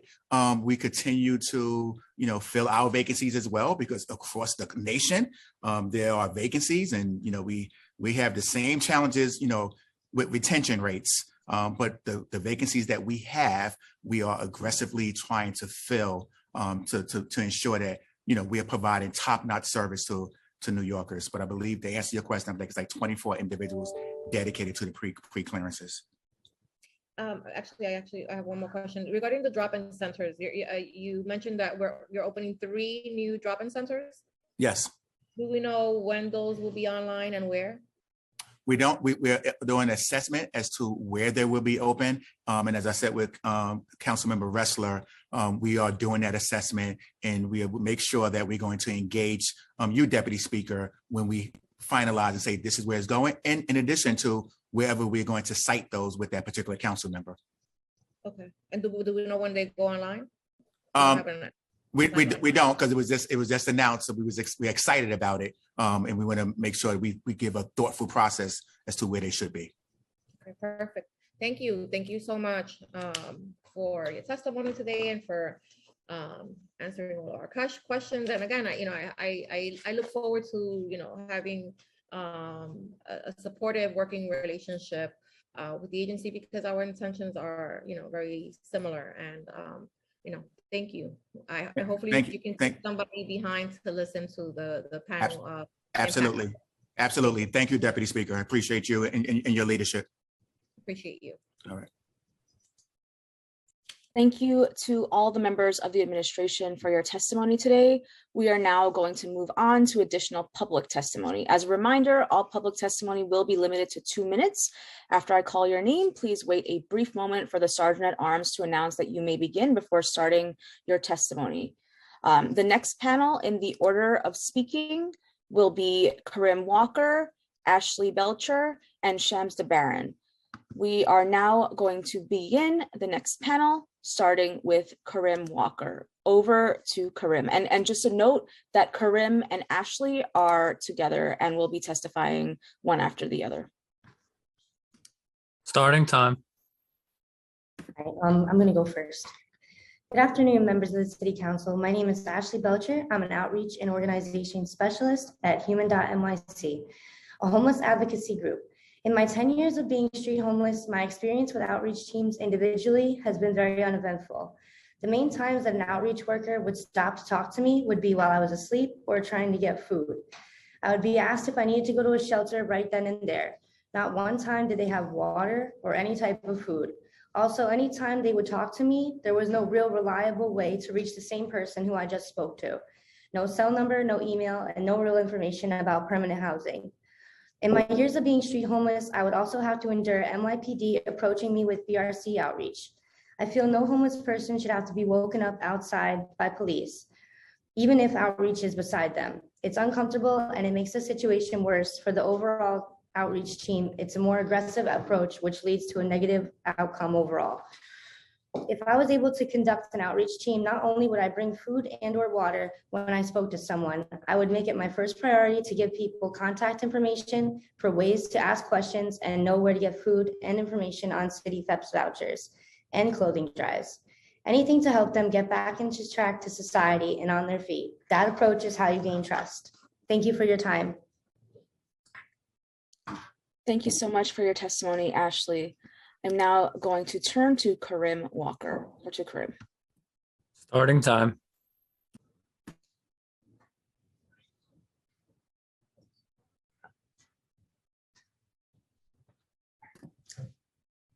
Yeah. Mr. Walker, you may begin. Yeah. Oh, thank you. The crackdowns and the aggressive sweeps the city's homeless population, which we all know are a continuation of the previous administration's policy with addressing homelessness, is a wrong-headed attempt by the city to address homelessness.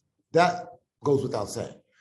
But it also should go without saying that homelessness is a problem that has a very simple solution: housing. The city has the available housing necessary to house every homeless person in the city, but lacks, for whatever reason, the political will to do so. Mayor Adams has shown no real tangible interest in addressing homelessness, but rather governing in reaction to what will score him the most political browning points, politically speaking. And he's made that, and these sweeps have made that very clear, have made that very evident.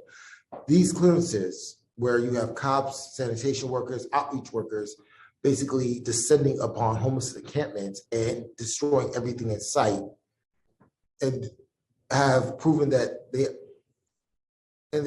have, which seem to target certain parts of the city, such as Anarchy Row and the Lower East Side, East Village, with the goal of getting people into the shelter system. Then the only thing that they hope to accomplish is just to embarrass homeless people and break their spirits. We can do better than that, than just harassment, intimidation, and the constant fear of arrest when it comes to helping our homeless neighbors. They deserve a home, and they deserve a city committed to making sure that happens. This brings me to my main point: how we transition people from the streets to a home the use of safe havens, which some of you may know are less restrictive versions of the shelters, has proven effective. But, and this is a big but, they are not designed as congregate shelters. Time expired. Okay. People will be more likely go into a safe haven if they feel like they know there's going to be at most 1 or 2 people per room instead of 24 people. We're demanding that the mayor and the city council put that language into any and all future contracts with homeless shelter providers to make sure that these safe havens are working the way they're supposed to work, to make sure that they're low entry, that they're less restrictions, fewer restrictions, excuse me, and that they can go forth and they can put people on the path to getting a home of their own. Thank you, Kareem. That's a really good idea. Thank you, Karim, for your testimony. Now going to turn to Shams DeBaron. How you doing? I'm looking up. I'm going to read my statement. All right. First of all, greetings, everyone. I'm going to try to read it fast, so get it. I want to say I appreciate being here and hope that what I say can be beneficial to all of you and help you make informed decisions based on this testimony from a directly impacted person such as myself. As someone who grew up in the foster care system from the age of 2, started experiencing homelessness at the age of 10, and was permanently discharged into the streets at the age of 12 without a safety net. I know very well the experience of being homeless, of being vulnerable, of sleeping in the streets, on the subways and buildings and other places where where the threat of danger was a constant. As a child, can you imagine the trauma of being targeted by pedophiles and predators, and what I had to do to ensure my safety and protection from such? Suffice it to say that my life was no crystal stair, and my story would make a brass monkey cry. Yet with all that I've been through as a child and young adult is my experience as a single father raising my son in a family shelter system that is the most traumatic. This experience has been so traumatic that I very rarely share that experience. And I have yet to heal, my son has yet to heal from the other failure of this city to do the right thing by us. I'm here doing this work not because I represent some well-funded nonprofit or I'm someone with a political agenda, or because I want to be in the press as the homeless hero, but because as a trauma-informed activist, I never want for another human being to experience what I have and so many others who are experiencing or have experienced homelessness. and housing insecurity. I've been working nonstop to change things from the top down to ensure that this city is working towards eradicating homelessness. Let me be clear.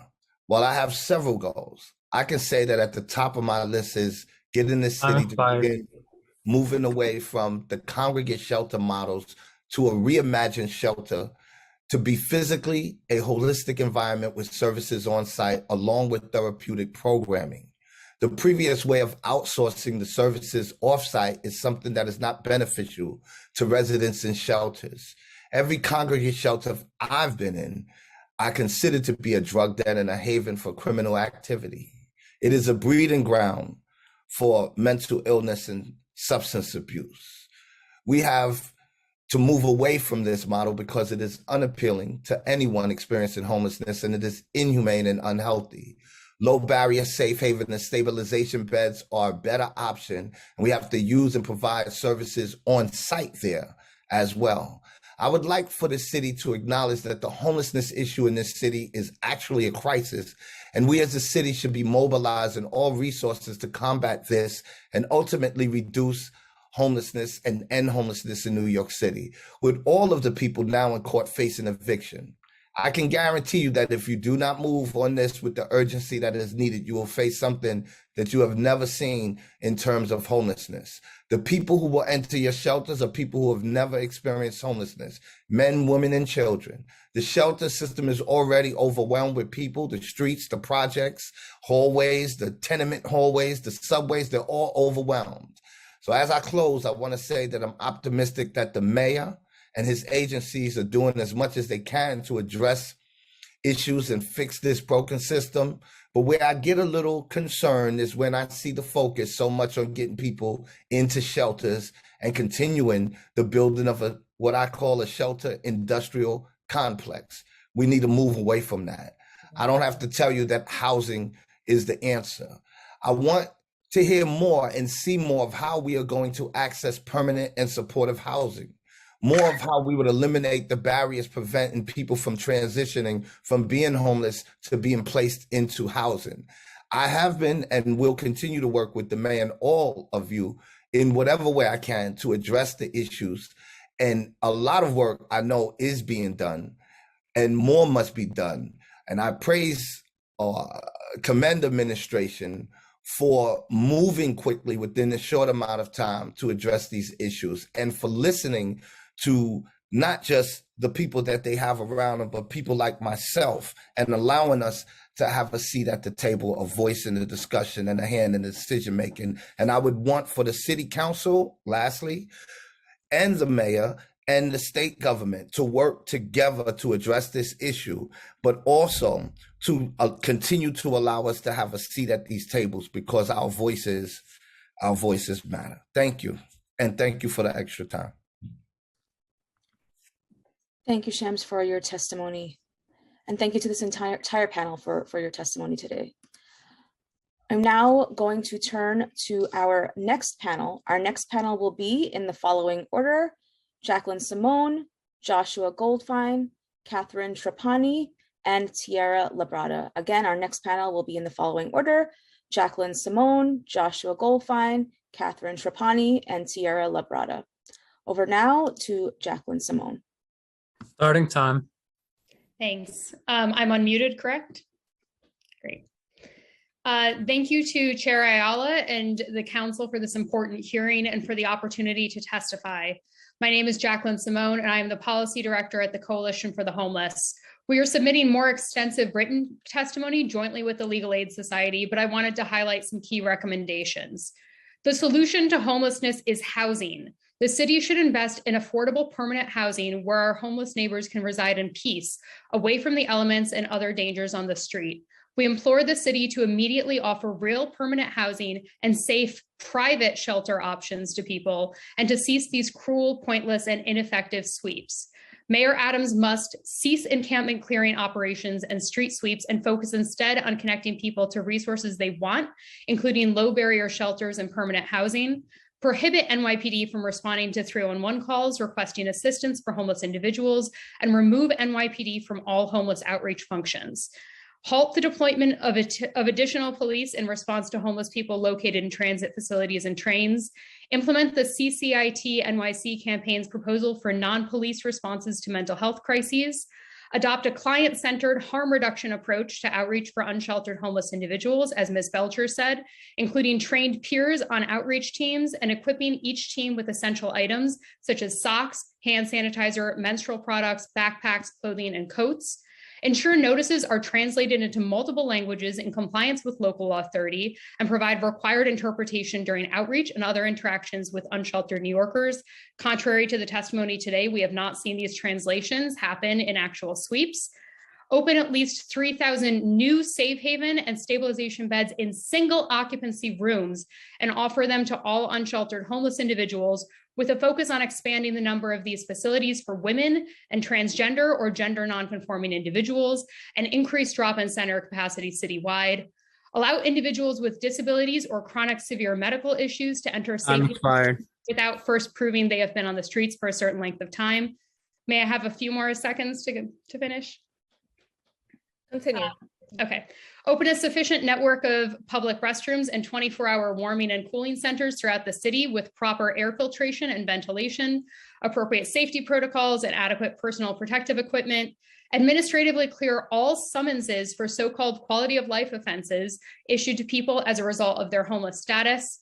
Expand the number of overdose prevention centers and ensure that life-saving harm reduction services are readily available to all New Yorkers, rather than targeting places with hypodermic needles for sweeps. We should be engaging with people and connecting them to harm reduction services.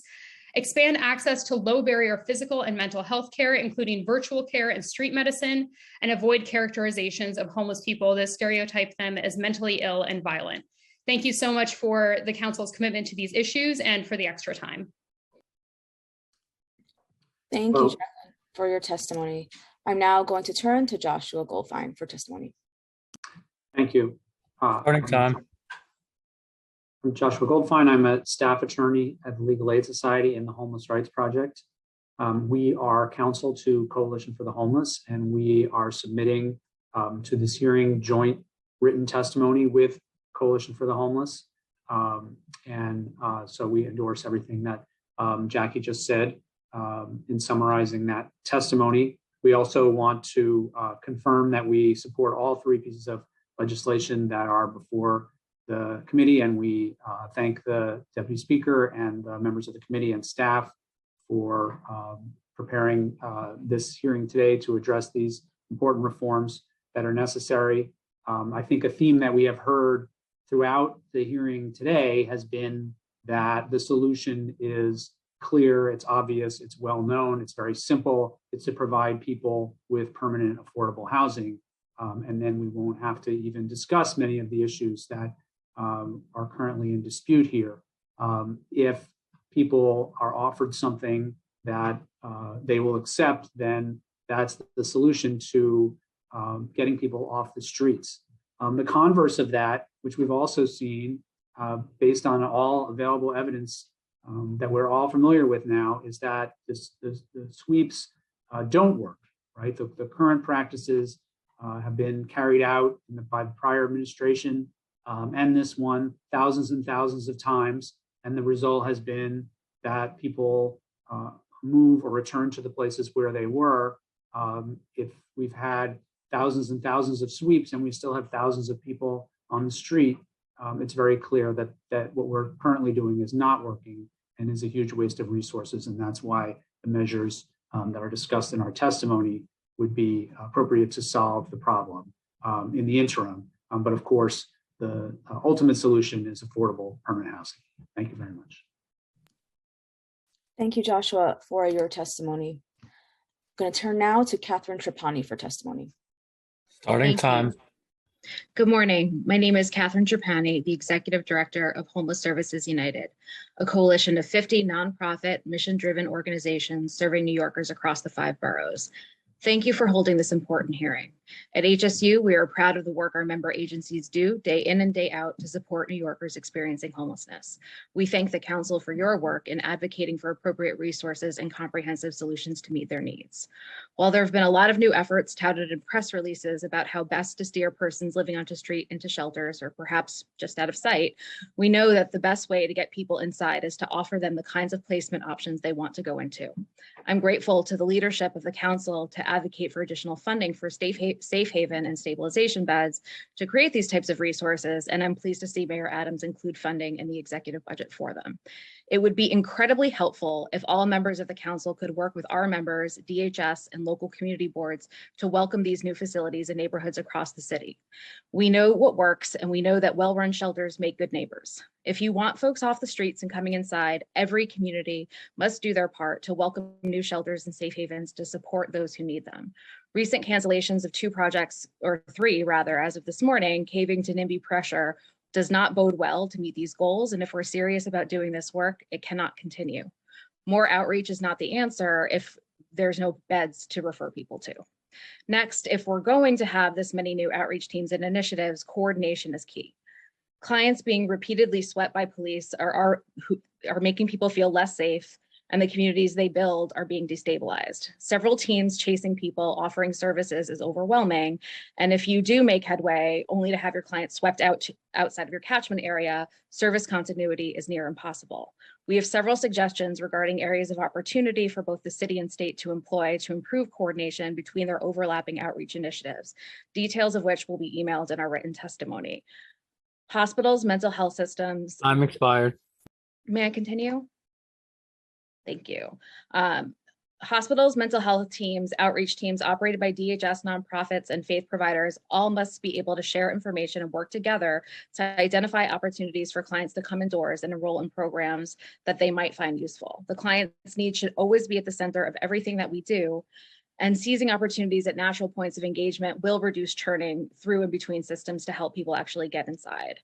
You'll also be hearing more from us about this in budget testimony later this cycle, but critical to our success is having a fairly compensated workforce to fill those vacancies that Councilmember Ressler spoke about. We have made some progress on the outreach teams, but our shelter staff have not received any meaningful increase, and those vacancies in critical positions like housing specialists, security, and the like are a real problem for us. Additionally, concerns at DHS about their own pegs and hiring freezes, which has slowed down the processing of rental assistance and other initiatives. So we really want to see some progress in the budget on wages for everybody. Finally, I really want to thank the Council for introducing the legislation before the committee today regarding reporting. It is imperative that at the dawn of this new administration that we have a real clear baseline for where we are and where we hope to go, and we strongly support all of the bills being introduced and have some suggestions on how to strengthen them further, which will also be emailed at the conclusion of the hearing. Thank you very much for your work and attention to this critical issue, and look forward to working with you, and thank you for the extra time. Thank you so much, Catherine, for your testimony. I'm now going to turn to the last panelist in this panel, Tiara Labrada. Starting time. Hello, Chair Ayala and members of the committee. I'm Tiara Labrada, the Associate Director of Advocacy and Outreach at the Supportive Housing Network of New York. I'm going to apologize in advance because I know my testimony is going to go just a bit over 2 minutes.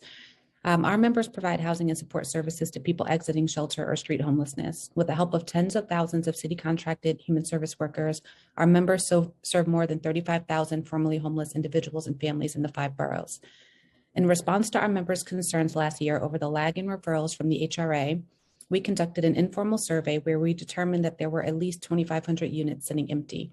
We took these findings and concerns to the city and are grateful that the administration has worked collaboratively with us to address this issue, but there is still much work to do. While we have been working to streamline procedures, the city also needs to invest the financial resources into the systems, human capital, and support services needed to create a fully functioning referral and placement system. We are encouraged by the $3.5 million in FY22 and $5.8 million in FY23 in the executive budget for expediting supportive housing placements at DSS, but additional action is needed to address the current crisis. The city should do the following. 1, match the federal investment into the Coordinated Assessment and Placement System, also known as CAPS. CAPS determines eligibility and makes recommendations for various housing options. Although the city has developed a sophisticated system, the majority of the work to move someone from shelter into supportive housing, including reporting and confirming the vacancy, matching eligibility, and scheduling an interview, is still being done manually. If the city invested in this system, we could speed the process exponentially. 2, institute a cost of living adjustment for supportive housing staff. Chronic underfunding of our sector has led to a staggering 20% staff vacancy rate within the supportive housing workforce. We are facing a real recruitment and retention crisis, which is a primary factor impeding our ability to move quickly people from shelter or the street into permanent supportive housing. Recently, the governor announced a 5.4% COLA increase for the sector. This means that state contracted staff working directly alongside city contracted staff will see an increase in their wages while their colleagues get nothing. This is unconscionable. The city needs to at least match the state's 5.4 annual increase. And lastly, invest in mobile treatment teams for supportive housing residents. As a result of the pandemic, the mental health and substance use services that our community need have only intensified. An underfunded and understaffed supportive housing program struggle to keep up.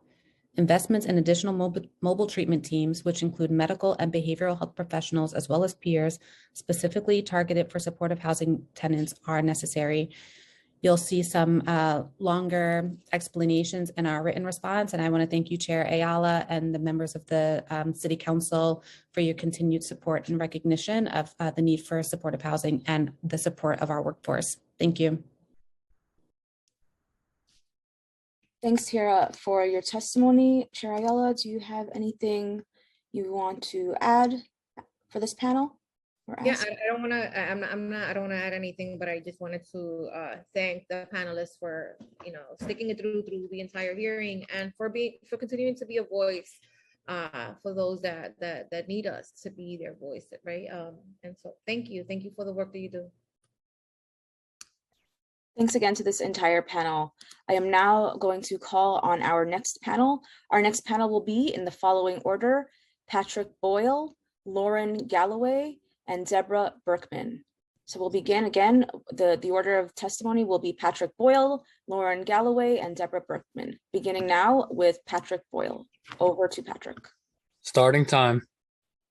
Hi, thank you so much. Thank you to the chair for giving us the opportunity to deliver this testimony today on a really, really important topic to Volunteers of America. My name is Patrick Boyle. I'm an assistant vice president here with Volunteers of America, housing developer, human services organization with a mission towards ending homelessness in the greater New York area. And that's really our charge. So, as has been expressed throughout this meeting, the unsheltered homeless, really run on a spectrum. There's really no one type of individual or one approach, but we do know through our experience, we run a safe haven, we run an assessment shelter, we run a variety of transitional housing as well as permanent supportive housing. So we know kind of through that spectrum, things that work, and we do applaud the council and the administration, with leadership from the chair and others on the additional funding for the safe haven and stabilization beds, which are an important kind of emerging model, for a low barrier entry that is really helpful for certain people that for a variety of justifiable reasons, find themselves resistant to other kinds of shelter. It's a fact that more people than ever are coming through our assessment shelters and in fact through our entire spectrum of housing with really severe mental health concerns. So we need to find a better way to, link hospitals, communication with the sites, with the agencies to make sure people are getting the help they need and to find other ways to fund mental health professionals really at all the sites. We have them at some, but we really need people on site to make sure that people's mental health concerns are being addressed. And finally, it's been said by many other speakers, but really all the recommendations you're hearing today, they will fail without cost of living adjustments and just pay for human service workers. You can have all the best policies and processes in the world. If the people aren't funded appropriately, we'll continue to lose staff at high levels. We can't staff these programs appropriately. And, we and other providers will stop going for opportunities, that the city puts out if they're not going to be funded at levels that are above poverty wages for our staff. So we thank the chair with your leadership on that, throughout. And we really, really need to see that in the budget that's coming up first and foremost. So thank you so much for your time. Absolutely, and thank you for raising that because that's an important part of all of this entire conversation, right? Staff is necessary to do the work, and we need to properly compensate them. So thank you so much for bringing that up. Thank you for your testimony, Patrick. I'm now going to turn to Lauren Galloway. Over to Lauren. Starting time. Good afternoon. My name is Lauren Galloway, and I use she, her, and hers pronouns, and I'm the advocacy coordinator for the Coalition for Homeless Youth. The Coalition for Homeless Youth has advocated for the needs for runaway and homeless youth for over 40 years. We're comprised of 65 providers of services for youth across New York State, specifically with 29 members here in New York City. Thank you, Chair Ayala, and the rest of the committee for holding today's hearing, for the council's ongoing support of youth experiencing homelessness in New York City. I'll be submitting longer written testimony about the crisis of youth homelessness and our full recommendations, but will focus my verbal remarks on the Intro 211, Intro 212, and 1077. However, before I talk about the legislation, I would like to echo the recommendations made by our members at Safety Net Projects, Legal Aid Society, as well as our allies at the Coalition for Homeless and New Destinies regarding the treatment and needed support for people living in the streets. When we as a city treat anyone as less than, specifically those that live on the street, we are doing harm. The harm includes to youth and young adults experiencing this homelessness. We cannot solve homelessness without housing, and this administration is simply moving people out of sight does nothing but harm. So just to go into Intro 211, we fully support this bill. Unsheltered homeless youth experiencing unjust experiences daily, especially in terms of housing. We need to create a positive impact in the way we track exits from DYCD systems for homeless youth and young adults, because there is no one size fits all form for housing stability. And we need to have an idea of the numbers of people who are in need of housing without speaking for what housing looks like for them. As far as Intro 212, we are also fully in support of this bill. Homelessness is an experience, not a system, and we need to start by reporting it in that way. So Intro 212 will require the city to have one census for people experiencing homelessness from all systems. So Intro 212 would be a step towards changing this in addition to capturing other important data sets that would help us as a city identify. I'm expired. Is it okay if I keep doing my final thoughts? Yes, go ahead. Thank you. But identifying critical gaps in our approach in meeting the needs of youth and young adults. And lastly, for 1077, we're fully in support of this bill. For far too long, homeless youth were not eligible for vast majority of vouchers. But since passing of Intro 2405, youth now have access to city FEPS vouchers, gaining permanent housing. So without gaining a full and transparent account of those, using rental census, we cannot understand the scope of the issue. When referring to the system is slowing and flowing, we have to stop and ask what youth are experiencing and not only do that in a brief time as possible. Thank you so much. And I look forward to our continued partnership. Thank you for the extra time. Thank you for your testimony, Lauren. Now going to turn to Deborah Berkman for testimony, and Deborah will be followed by the next panel, and I'll call them now just so everyone has a heads up. The next panel following Deborah Berkman will be Gabriela Sandoval-Requena, Oksana Mironova, and Beatrice Simpkins. So I am now going to call the last panelist in this panel, Deborah Berkman. Starting time. Thank you very much. Chair Ayala, council members and staff, good morning. Thank you for the opportunity to speak. My name is Deb Berkman, and I'm the coordinating attorney of the Shelter Advocacy Initiative at NILAG. Most of my clients are those experiencing unsheltered homelessness. In any discussion about unsheltered homelessness, the most critical point to emphasize is that people do not choose to sleep outside. Rather, they're forced to because available shelter cannot accommodate their needs. While sleeping outside, my clients have been subject to dangers that are just too numerous to recall. My clients are regularly robbed and assaulted while sleeping. One of my clients witnessed another man he slept outside with have lighter fluid poured on his foot and set on fire. My clients are woken and harassed by police officers and are often arrested for trespass and for other trivial offenses that essentially criminalize homelessness. They're food insecure and they're malnourished. Most of my clients experiencing unsheltered homelessness are in chronic pain from sleeping outside or in other spaces not meant for sleeping. My clients suffer from skin condition due to exposure to the elements, and almost all of them have numerous chronic illnesses. If they didn't suffer from mental illness prior to becoming street homeless, the trauma of sleeping outside and being constantly on alert has caused most of them severe anxiety. The barrier for many of these clients coming inside is that the vast majority of the DHS single adult shelter system is in congregate settings or dorm settings, which can have as many as 100 people sharing a room. And almost all of my clients clients experiencing street homelessness stay outside because they can't live in congregate shelter due to past trauma or mental illness. These people would, and they do come inside when they're offered a semi-private or a private room in a safe haven or stabilization placement. But there are far too few of these placements, leaving thousands of people who are willing to come inside without a viable option other than sleeping outside. The clear solution is for the city to significantly increase single room safe haven and stabilization bed capacity. And although these assignments are more costly, once clients come inside and are able to be stabilized, DHS will likely have a much greater success at transitioning people into permanent housing. Additionally, I have longer comments, but I will submit them via writing. Thank you very much for the opportunity. Thank you, Deborah. Thanks. Thank you, Deborah, and thank you to this entire panel for your testimony.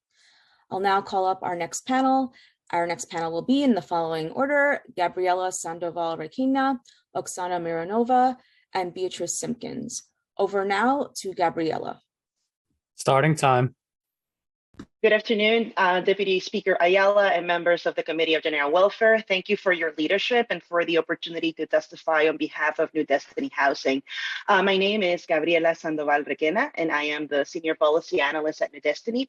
Our mission is really to end the cycle of homelessness and abuse for domestic violence survivors, and we do this by developing housing for homeless survivors, assisting those who are fleeing abuse to obtain subsidies and find apartments, and by advocating on more housing resources. And New Destiny is also a co-convener of the Family Homelessness Coalition. We'd like to express support for all the interests presented today, especially Intro 121 and Intro 211, which will increase transparency and accountability to all city shelter systems by centralizing shelter census data and requiring all systems to report on exits and more. It is long overdue for the city to create one combined census of all 5 shelter systems that shows the true scope of homelessness. We simply cannot solve a problem that we failed to measure correctly. While Local Law 37 of 2011 requires city agencies to produce monthly reports on utilization, there is a significant lack of uniformity in the methodology and the frequency. This inconsistency makes it impossible to combine the various reports into one census that counts all New Yorkers experiencing homelessness. And as a result, agencies, legislative leaders, the press, and advocates inevitably focus attention, policy solutions, and resources on the HS, which is the largest, most visible system, at the expense of the thousands of New Yorkers, including domestic violence survivors and youth living in other shelters. Capturing good exit data is also important so that the city can better monitor how housing stock is being used to house New Yorkers' most vulnerable residents and track recidivism trends, etc. We'd also like to use this opportunity to thank the council for their preliminary budget response and urge the mayor to fulfill his promise to invest the $4 billion per year to fund a comprehensive affordable housing plan, including $2.5 billion for HPD. Time expired. Just a few more seconds. Thank you. And the number one solution to the homelessness crisis is permanent, affordable housing, like many of the advocates today have echoed. On behalf of New Destiny, I would like to thank, again, the council for the opportunity to testify. We will be submitting a more extensive written testimony and look forward to continuing to work together. And I'm happy to answer any questions you may have. Thank you so much. Thank you, Gabriela. It appears that Oksana is not on the Zoom right now, so we will move on to Beatrice Simpkins. Over to Beatrice. Starting time. Hi, good morning, everyone. My name is Beatrice Simpkins. I'm the Chief Program Officer for the Partnership to End Homelessness, on whose behalf I'm speaking today. The partnership is focused on preventing and ultimately ending homelessness via housing, health education, and changing the public narrative. I want to thank Deputy Speaker Diana Ayala and the members of the Committee on General Welfare for the opportunity to testify today. And we support any effort to improve data and transparency in the shelter system that will help all of us be informed and be able to do better for the people that we serve. The City Council is poised to push for change in how the city understands, addresses, and corrects the issue of homelessness. For the past 40 years, the partnership has been on the front lines addressing the needs of New Yorkers experiencing homelessness. And what we've learned is that prevention is the best way to end homelessness. It works, it's most effective, it's most cost effective, and it's the most humanitarian solution. Prevention means safeguarding people in their existing homes via rental assistance and other similar measures. It means safeguarding the state stock of affordable homes via investment in affordable housing. Family homelessness represents the majority of homelessness because of domestic violence, overcrowding, evictions, and three main feeders of homelessness in New York City, and disproportionately, of course, affects women and children. When people enter the shelter system, their lives are disrupted, the adults, the children, and often that lasts for generations. So in conclusion, we need to move beyond reactionary policies and strategies and towards an approach to solve homelessness that includes greater investment in the creation and preservation of affordable housing and supportive housing, legal assistance, mental health, and other public assistance measures that address the root causes of homelessness. The partnership is ready to be a partner in this, and we thank you for the opportunity to testify today. Thank you so much, Beatrice, for your testimony, and thank you to this entire panel for speaking today. I'm now going to call on the following two panels, just so everyone has a heads up. The next panel will be in the following order: Brendan Cheney, Nicole McVinua, and Craig Hughes. And then the panel after that will be Camilla Broderick, Sonny Wright, Tawaki Komatsu, and and then Tawaki Komatsu would be the last person. So again, this panel will be Brendan Cheney, Nicole McVinua, and Craig Hughes. I will now turn it over to Brendan Cheney for testimony. Starting time.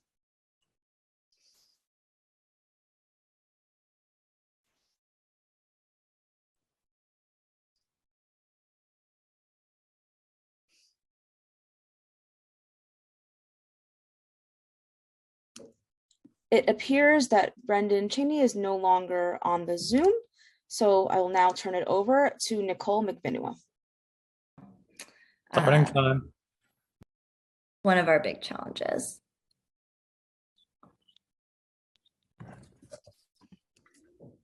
Over to Nicole McVinua. Hi, I'm sorry. Good afternoon, Chair Ayala and members of the committee. My name is Nicole McVinua, and I'm the Director of Policy at Urban Pathways. Thank you for the opportunity to testify today. Urban Pathways is a nonprofit homeless services and supportive housing provider. We assist single adults through a combination of street outreach, drop-in services, safe havens, extended stay residences, and permanent supportive housing. Last year, Urban Pathways served over 3,900 New Yorkers in need. I want to begin my testimony by clearly stating that no one chooses to be homeless. Homelessness, and especially street homelessness, is a failure of the social safety net, not the individual. And the city must refrain from characterizing people residing in the subway or on the street as criminals or causes of increased rates of crime. Is simply not the case. Urban Pathways' extensive experience of street outreach has led us to focus our street-facing services on the drop-in center and safe haven models of service for single adults. We do not operate any congregate shelters. We really focus on this model as a low barrier of entry that makes that we believe is just more effective. And so with this, we're thrilled to see the investment to create more, but the funding has, for the expansion of these services has to be coupled with a reevaluation of the RFP for these programs and the funding allocated to pay the employees in the contracts. If this is not done, we will not be able to staff these programs. Urban Pathways just opened a new safe haven, and we cannot fill 22 out of the total 37 positions that are necessary to run the program. Our contract starts, security, maintenance, cooks, really essential staff at just $15 an hour. And with, the open job market, folks Time expired. Do not want to accept these jobs. And so I just, I have much more information in my written testimony, which I've submitted, but that's really what I want to highlight. We will not be able to staff these programs if the wages are not increased in the DHS contracts. Thank you for your time. Thanks, Nicole, for your testimony. I'll now turn to Craig Hughes for testimony. Starting time. Hi, thank you, Chair Ayala, members of the Committee on General Welfare for the opportunity to testify to you today. My name is Craig Hughes. I'm a social worker with the Safety Net Project at Urban Justice. If you'll bear with me, this testimony is going to be slightly unorthodox. We're submitting written testimony, but it would be a lost opportunity not to correct the record. I'll go slightly over, but not in a disrespectful way, and will be as quick as possible. To be blunt, Orwell would have been proud of the administration's performance today. War is peace, trust building is an exercise in endlessly harassing people, and dignity is an encampment raid with a garbage truck and dozens of SRG officers. The administration has shown that it is, quote unquote, laser focused on one thing above all else. PR spin aimed at people not believing their own lying eyes, getting away with treating homeless people however it wants, and fulfilling the goals of business leaders to get homeless people out of sight. It may be worth recalling Rudy Giuliani's recollection on his homeless policies.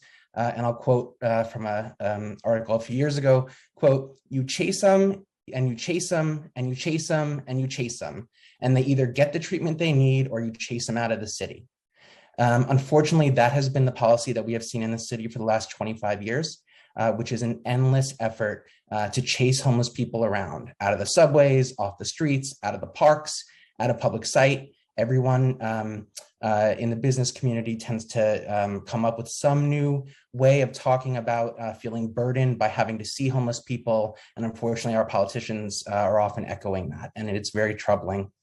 I'm just going to correct a few specific things for the record here. One, what the administration is talking about in terms of opening safe haven beds, what it wasn't acknowledging is that it is simultaneously closing hundreds of single rooms right now. So while there's a future effort to open up some number of stabilization and safe haven beds, Time expired. I will be just a couple more moments, if that's okay, Chair. While the administration is stating its plans to invest and open up new safe haven or stabilization beds with an unknown number of beds per room, we know at Safety Net Project we have clients in multiple hotels. The administration is closing hundreds of single rooms right now, and at some point, the closure of the single rooms starts to creep up into the number of safe haven stabilization beds they are reportedly opening. And so right now, what the mayor is doing is closing rooms. And we know that will land people on the street. They didn't acknowledge that, but there's an increasing number of sites in hotels with single rooms that are being closed right now. Secondly, it's important to note that the numbers that were not advantageous for them to give you were numbers they did not have on record. So for example, they did not have how many people are staying in these quote unquote placements, whatever the placements may be. I appreciated, Chair Ayala, that you actually asked them some specificity there, but it's interesting that they didn't know how long if people are currently actually staying. That's very strategic on their part. It'll be interesting to see if they get back. Unfortunately, we know from the past that typically people don't stay unless there's very specific access to environments they've gotten, particularly single rooms. I have been personally on many sweeps. We go to sweeps to support people that are going through them and to try to do our best to advocate for people. I will tell you that hands down, it is not the case the administration is offering people resources that the previous administration didn't. In fact, it's the exact same procedure that we saw under the last administration. As policy, and I had an interaction with Joint Command Center staff just a week or two ago at a sweep. As policy, DHS does not assist people during sweeps with storage. They do not do it. What they say is go to HRA. One of the most important things that people on the street need is easy access to storage, but opening a storage unit in New York City is very hard. We will go as SMP with people during sweeps and bring them to storage units to open storage. DHS will not do it as policy. And the fact that they misshape that and say they do otherwise is questionable given they're testifying under oath. I would add that they do not have translation services. So we, for example, will use translation lines at the encampment sweeps where we will translate for people. We've translated for people in Bengali, we've translated for people in Spanish. If JCC or outreach staff don't speak those languages, they don't do that. And so what you see is these very awkward interactions where they're showing up with cars, sometimes beaming lights at people in encampments, sometimes under bridges, but there's actually no translation services typically offered. And those notices, having personally seen dozens and dozens and dozens of them, are not translated. Maybe they're translated somewhere, they're never put in the place where the person's being swept. So I was working not too long ago with a woman who speaks Hindi. The notice was written in English, repeatedly put on the pole near her encampment in English, and she literally did not understand what it meant because it was not put in her language. They are not being accurate when they're telling you they are doing these things. This is a PR spin. I would also add, and council member, perhaps you can sympathize with this, I don't know, but I know that I've spoken with other council members who can. Unfortunately, with encampments, they say call 311. Call 311, and then the council members will often call 311 or work with the local outreach teams to try to help someone, some variation of help. Unfortunately, in New York City, as directly related to the Homestat program, which was modeled on CompStat, it is a broken windows program for homeless services. Unfortunately, when someone calls 311, they wrap people into the sweeps operations. This isn't a situation where 311 gets called and people are gently helped in. It's a situation where council members get deputized, civilians get deputized to unfortunately be part of a policing operation for street homeless people that doesn't get them help. It does get them wrapped up in sweeps. Finally, two final points here, and I apologize for going on. In terms of supportive housing beds, one of the most important things, so we have been very vocal at SMP about supportive housing and what doesn't often get talked about. One of the most important things that doesn't get talked about with supportive housing is that the people in encampments are the people who will almost never get actually into supportive housing. And the people on the subways that are getting targeted by cops, they're almost never going to get into supportive housing. And the reason for that is that the supportive housing industry is shaped in such a way that people who are struggling the most are systematically weeded out from accessing it. Sometimes in social services, it gets called creaming or cherry picking. We every year do foils with DSS on the reasons people are rejected for supportive housing. And very often it is for the exact same reasons they're eligible for supportive housing. If supportive housing doesn't allow people who are struggling the most to access it because providers determine that they shouldn't allow them to be housed in their own specific unit that they're interviewing for, then unfortunately we know that people land up in Rikers. Sometimes I've had at least one client who's passed away while waiting for supportive housing.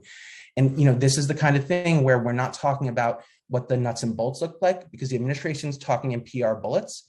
And unfortunately, the supportive housing industry in general has evaded bringing up the fact that its own providers very often are the people who are refusing to house people directly from the street. We actually know that we can house people directly from the street and that you can go from subway to an apartment, but we have to be honest about having that conversation so that we can get to the point where people who are going through sweeps and things like that are actually offered the housing that they're demanding, like Mr. Grima was this morning when he said, don't give me a shelter, give me an apartment. And actually, that's something the city could do. Just the final point I'll make is that there's a bill, and thank you, Chair Ayala, for introducing it, calling for a general homeless census. There are 5 municipal shelter systems run by 4 city agencies. For decades, what has happened is that people that are not in the DHS system have been systematically left out of certain resources. That bill is very important because creating a number that includes all 5 of the municipal shelter systems run by the 4 city agencies in one number that the administration is accountable to, that will truly make a difference in making sure that everyone has access to resources because everyone will be someone the administration is accountable to and not able to hide by not acknowledging them as part of the homeless population.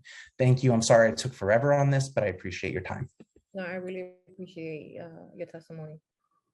A lot of really valuable, information there, and you're right, and I think that this is again my frustration with all of this is that we have to listen to impacted individuals a little bit more closely because they have the solutions and we know where we should be directing public dollars and where we should be directing all of our attention, and I really appreciate a lot of the points that you guys have made today.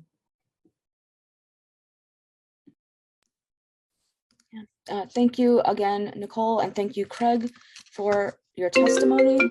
I will now call on the next panel. The next panel will be in the following order: Camilla Broderick, San, right? I'm sorry if I mispronounced your name, followed by Tawaki Kamatsu. Over now to Camilla Broderick. Starting time. Thanks. Good morning, Chair Ayala and esteemed council members. My name is Camilla Broderick, and I'm honored to be one of the community navigators on the Community First team. I'm here before you to discuss the Center for Court Innovation's Community First and Rapid Engagement initiatives, both proposed to City Council in an effort to build out a continuum of care across different points of engagement with the justice system in the community and in the precinct respectively. Operating out of Midtown Community Court, a project for the Center of Court Innovation, the Community First team works with some of Manhattan's most vulnerable individuals, those who are homeless, battling mental illness and or substance use disorders. We meet community members where they're at in their own communities, providing critical supports and services in an attempt to prevent engagement with law enforcement and the criminal justice system. Using a client-centered approach, community navigators ensure the client's needs are met while maintaining their dignity and sense of self-worth. Community First works to link clients to social and wellness services while coordinating care through voluntary engagement, built on relationships developed through consistent outreach. Specifically, Community First employs community navigators like me, who partner with community-based organizations to link individuals to social services, substance use treatment, and mental health support. Community navigators make our program so special because of our direct, lived, and shared experiences that we draw from to build rapport with our clients. Community First focuses on a peer support model that allows us to build a trusting and sustainable relationship. My past substance use and justice involvement allows me to foster a deep connection to my clients and have a glimpse into some of the barriers that they may be facing that other outreach efforts may not consider. I'm especially proud of the harm reduction work that I get to do through Community First. Among crucial basic necessities such as hygiene kits, clothes, and water, when we bring our outreach cart in the Times Square area, it's stocked with naloxone and fentanyl test strips to train and distribute to community members. When I used opiates many years ago, these kits— Time expired. Just a few more seconds, sorry. These kits were not easy to obtain and overdosing was practically a death sentence. Our harm reduction approach drastically changes the accessibility of these skills, tools, and resources. This is an extremely important part of our outreach for me personally because it has the potential to save lives and reduce the stigma of substance use in the community, all while maintaining client agency. The work we do every day isn't easy, but I know we're making a real difference in our clients' lives and the community in Times Square. And for those who may miss in our efforts, Midtown operates a rapid engagement initiative that encourages connection to tangible resources and important information at the point of arrest, but before arraignment to streamline access to meaningful and timely support. Thank you. Thank you, Camilla, for your testimony. Now going to call San Wright for testimony. Thank you. Good afternoon, Chair Ayala and esteemed council members of the Committee on General Welfare. My name is Sana Wright, External Affairs Manager at the Times Square Alliance. I stand before you today on behalf of the Alliance to discuss Community First as well, an innovative pilot program that connects individuals experiencing homelessness to social services that support their transition off the street. After the pandemic emptied Times Square, we noted a significant increase in the number of individuals facing housing insecurity, homelessness, mental illness, and/or substance use disorders in our district. Amidst a national reckoning on criminal justice reform and the heightened vulnerability of this population due to COVID-19, it became increasingly clear that routing unsheltered individuals into the criminal justice system was inhumane and unsustainable. Instead, the Alliance approached Midtown Community Court, a program of the Center for Court Innovation with over 25 years of experience engaging Manhattan's most vulnerable individuals to implement a solution that offers a more holistic approach. With seed funding from the Alliance, Community First launched in April 2021 in partnership with 2 additional social service organizations, Breaking Ground and Fountain House. In July of 2021, the program received funding from the Department of Homeless Services to continue its work for an additional year. Community First employs community navigators, most of whom share lived experience with their clients to provide consistent outreach to people in need on our streets 5 days a week, 12 hours a day. Navigators build trust by learning client stories, offering essentials like food, blankets, and bathroom facility access, and over time, connecting them to long-term support like housing, employment, and/or drug treatment through the program's partnerships with Breaking Ground and Fountain House. To date, navigators have given out clothing on 325 separate occasions, food on 333 separate occasions, trained 28 community members in harm reduction techniques, and made 92 referrals to partnering organizations. As a result of these interactions, 40 individuals have accepted long-term care, including drug treatment, mental health care, housing, and financial benefits. This data demonstrates that time spent building trusting relationships, through consistent outreach is a key first step to addressing clients' more substantive needs, which ultimately must be met for successful transitions off the street. In a time of critical need, Community First demonstrated and continues to demonstrate strong coordination between nonprofits, business improvement districts like the Alliance, and city agencies to sustainably support unsheltered New Yorkers. This model is easily replicated, and we hope to expand south of Times Square, where there's a large population of people in need of the support and services Community First offers. However, with our funding from DHS set to expire at the end of June, additional financial support is critical. We are grateful for the city's contributions thus far and hope that they continue to support this work so that we see programs like these established between BIDS and community organizations across all 5 boroughs. Thank you.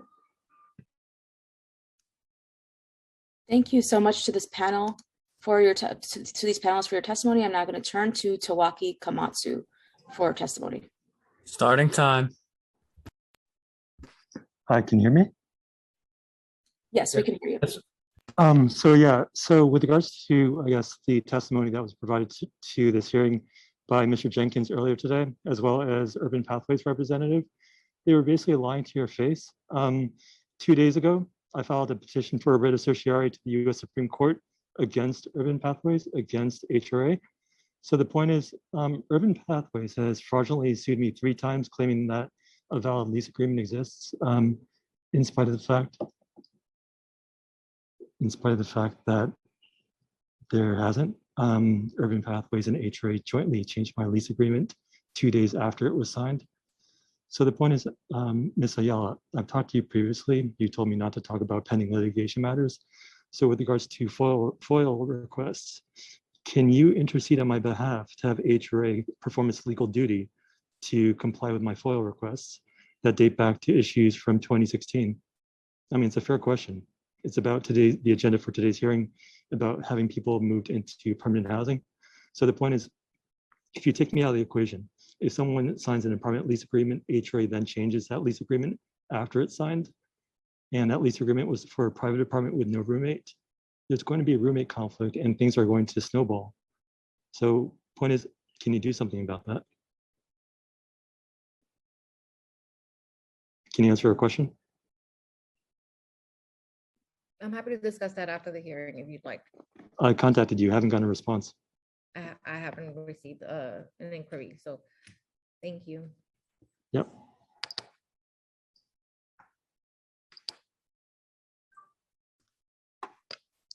Thank you, Tawaki, for your testimony, and to this entire panel for your testimony. At this time, if we have inadvertently missed anyone that would like to testify, if you can please use the Zoom raise hand function now, and we will call on you in the order your hand is raised for anybody who we inadvertently missed.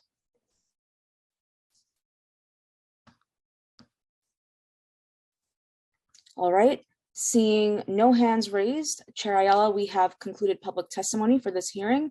I will now turn to you for any closing remarks and then to close the hearing.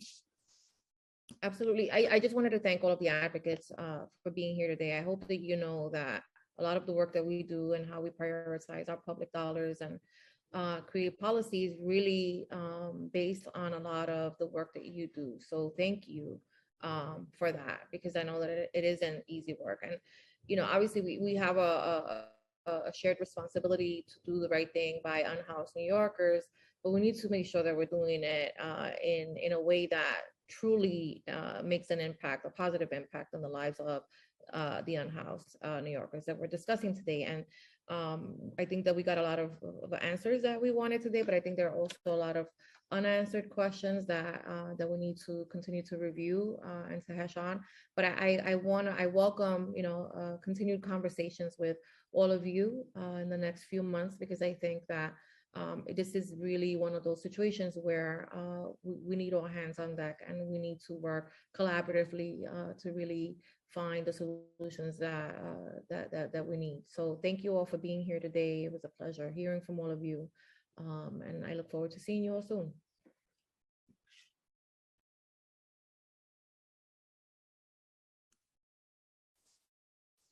Thanks, everyone. And this hearing is now concluded. Thank you.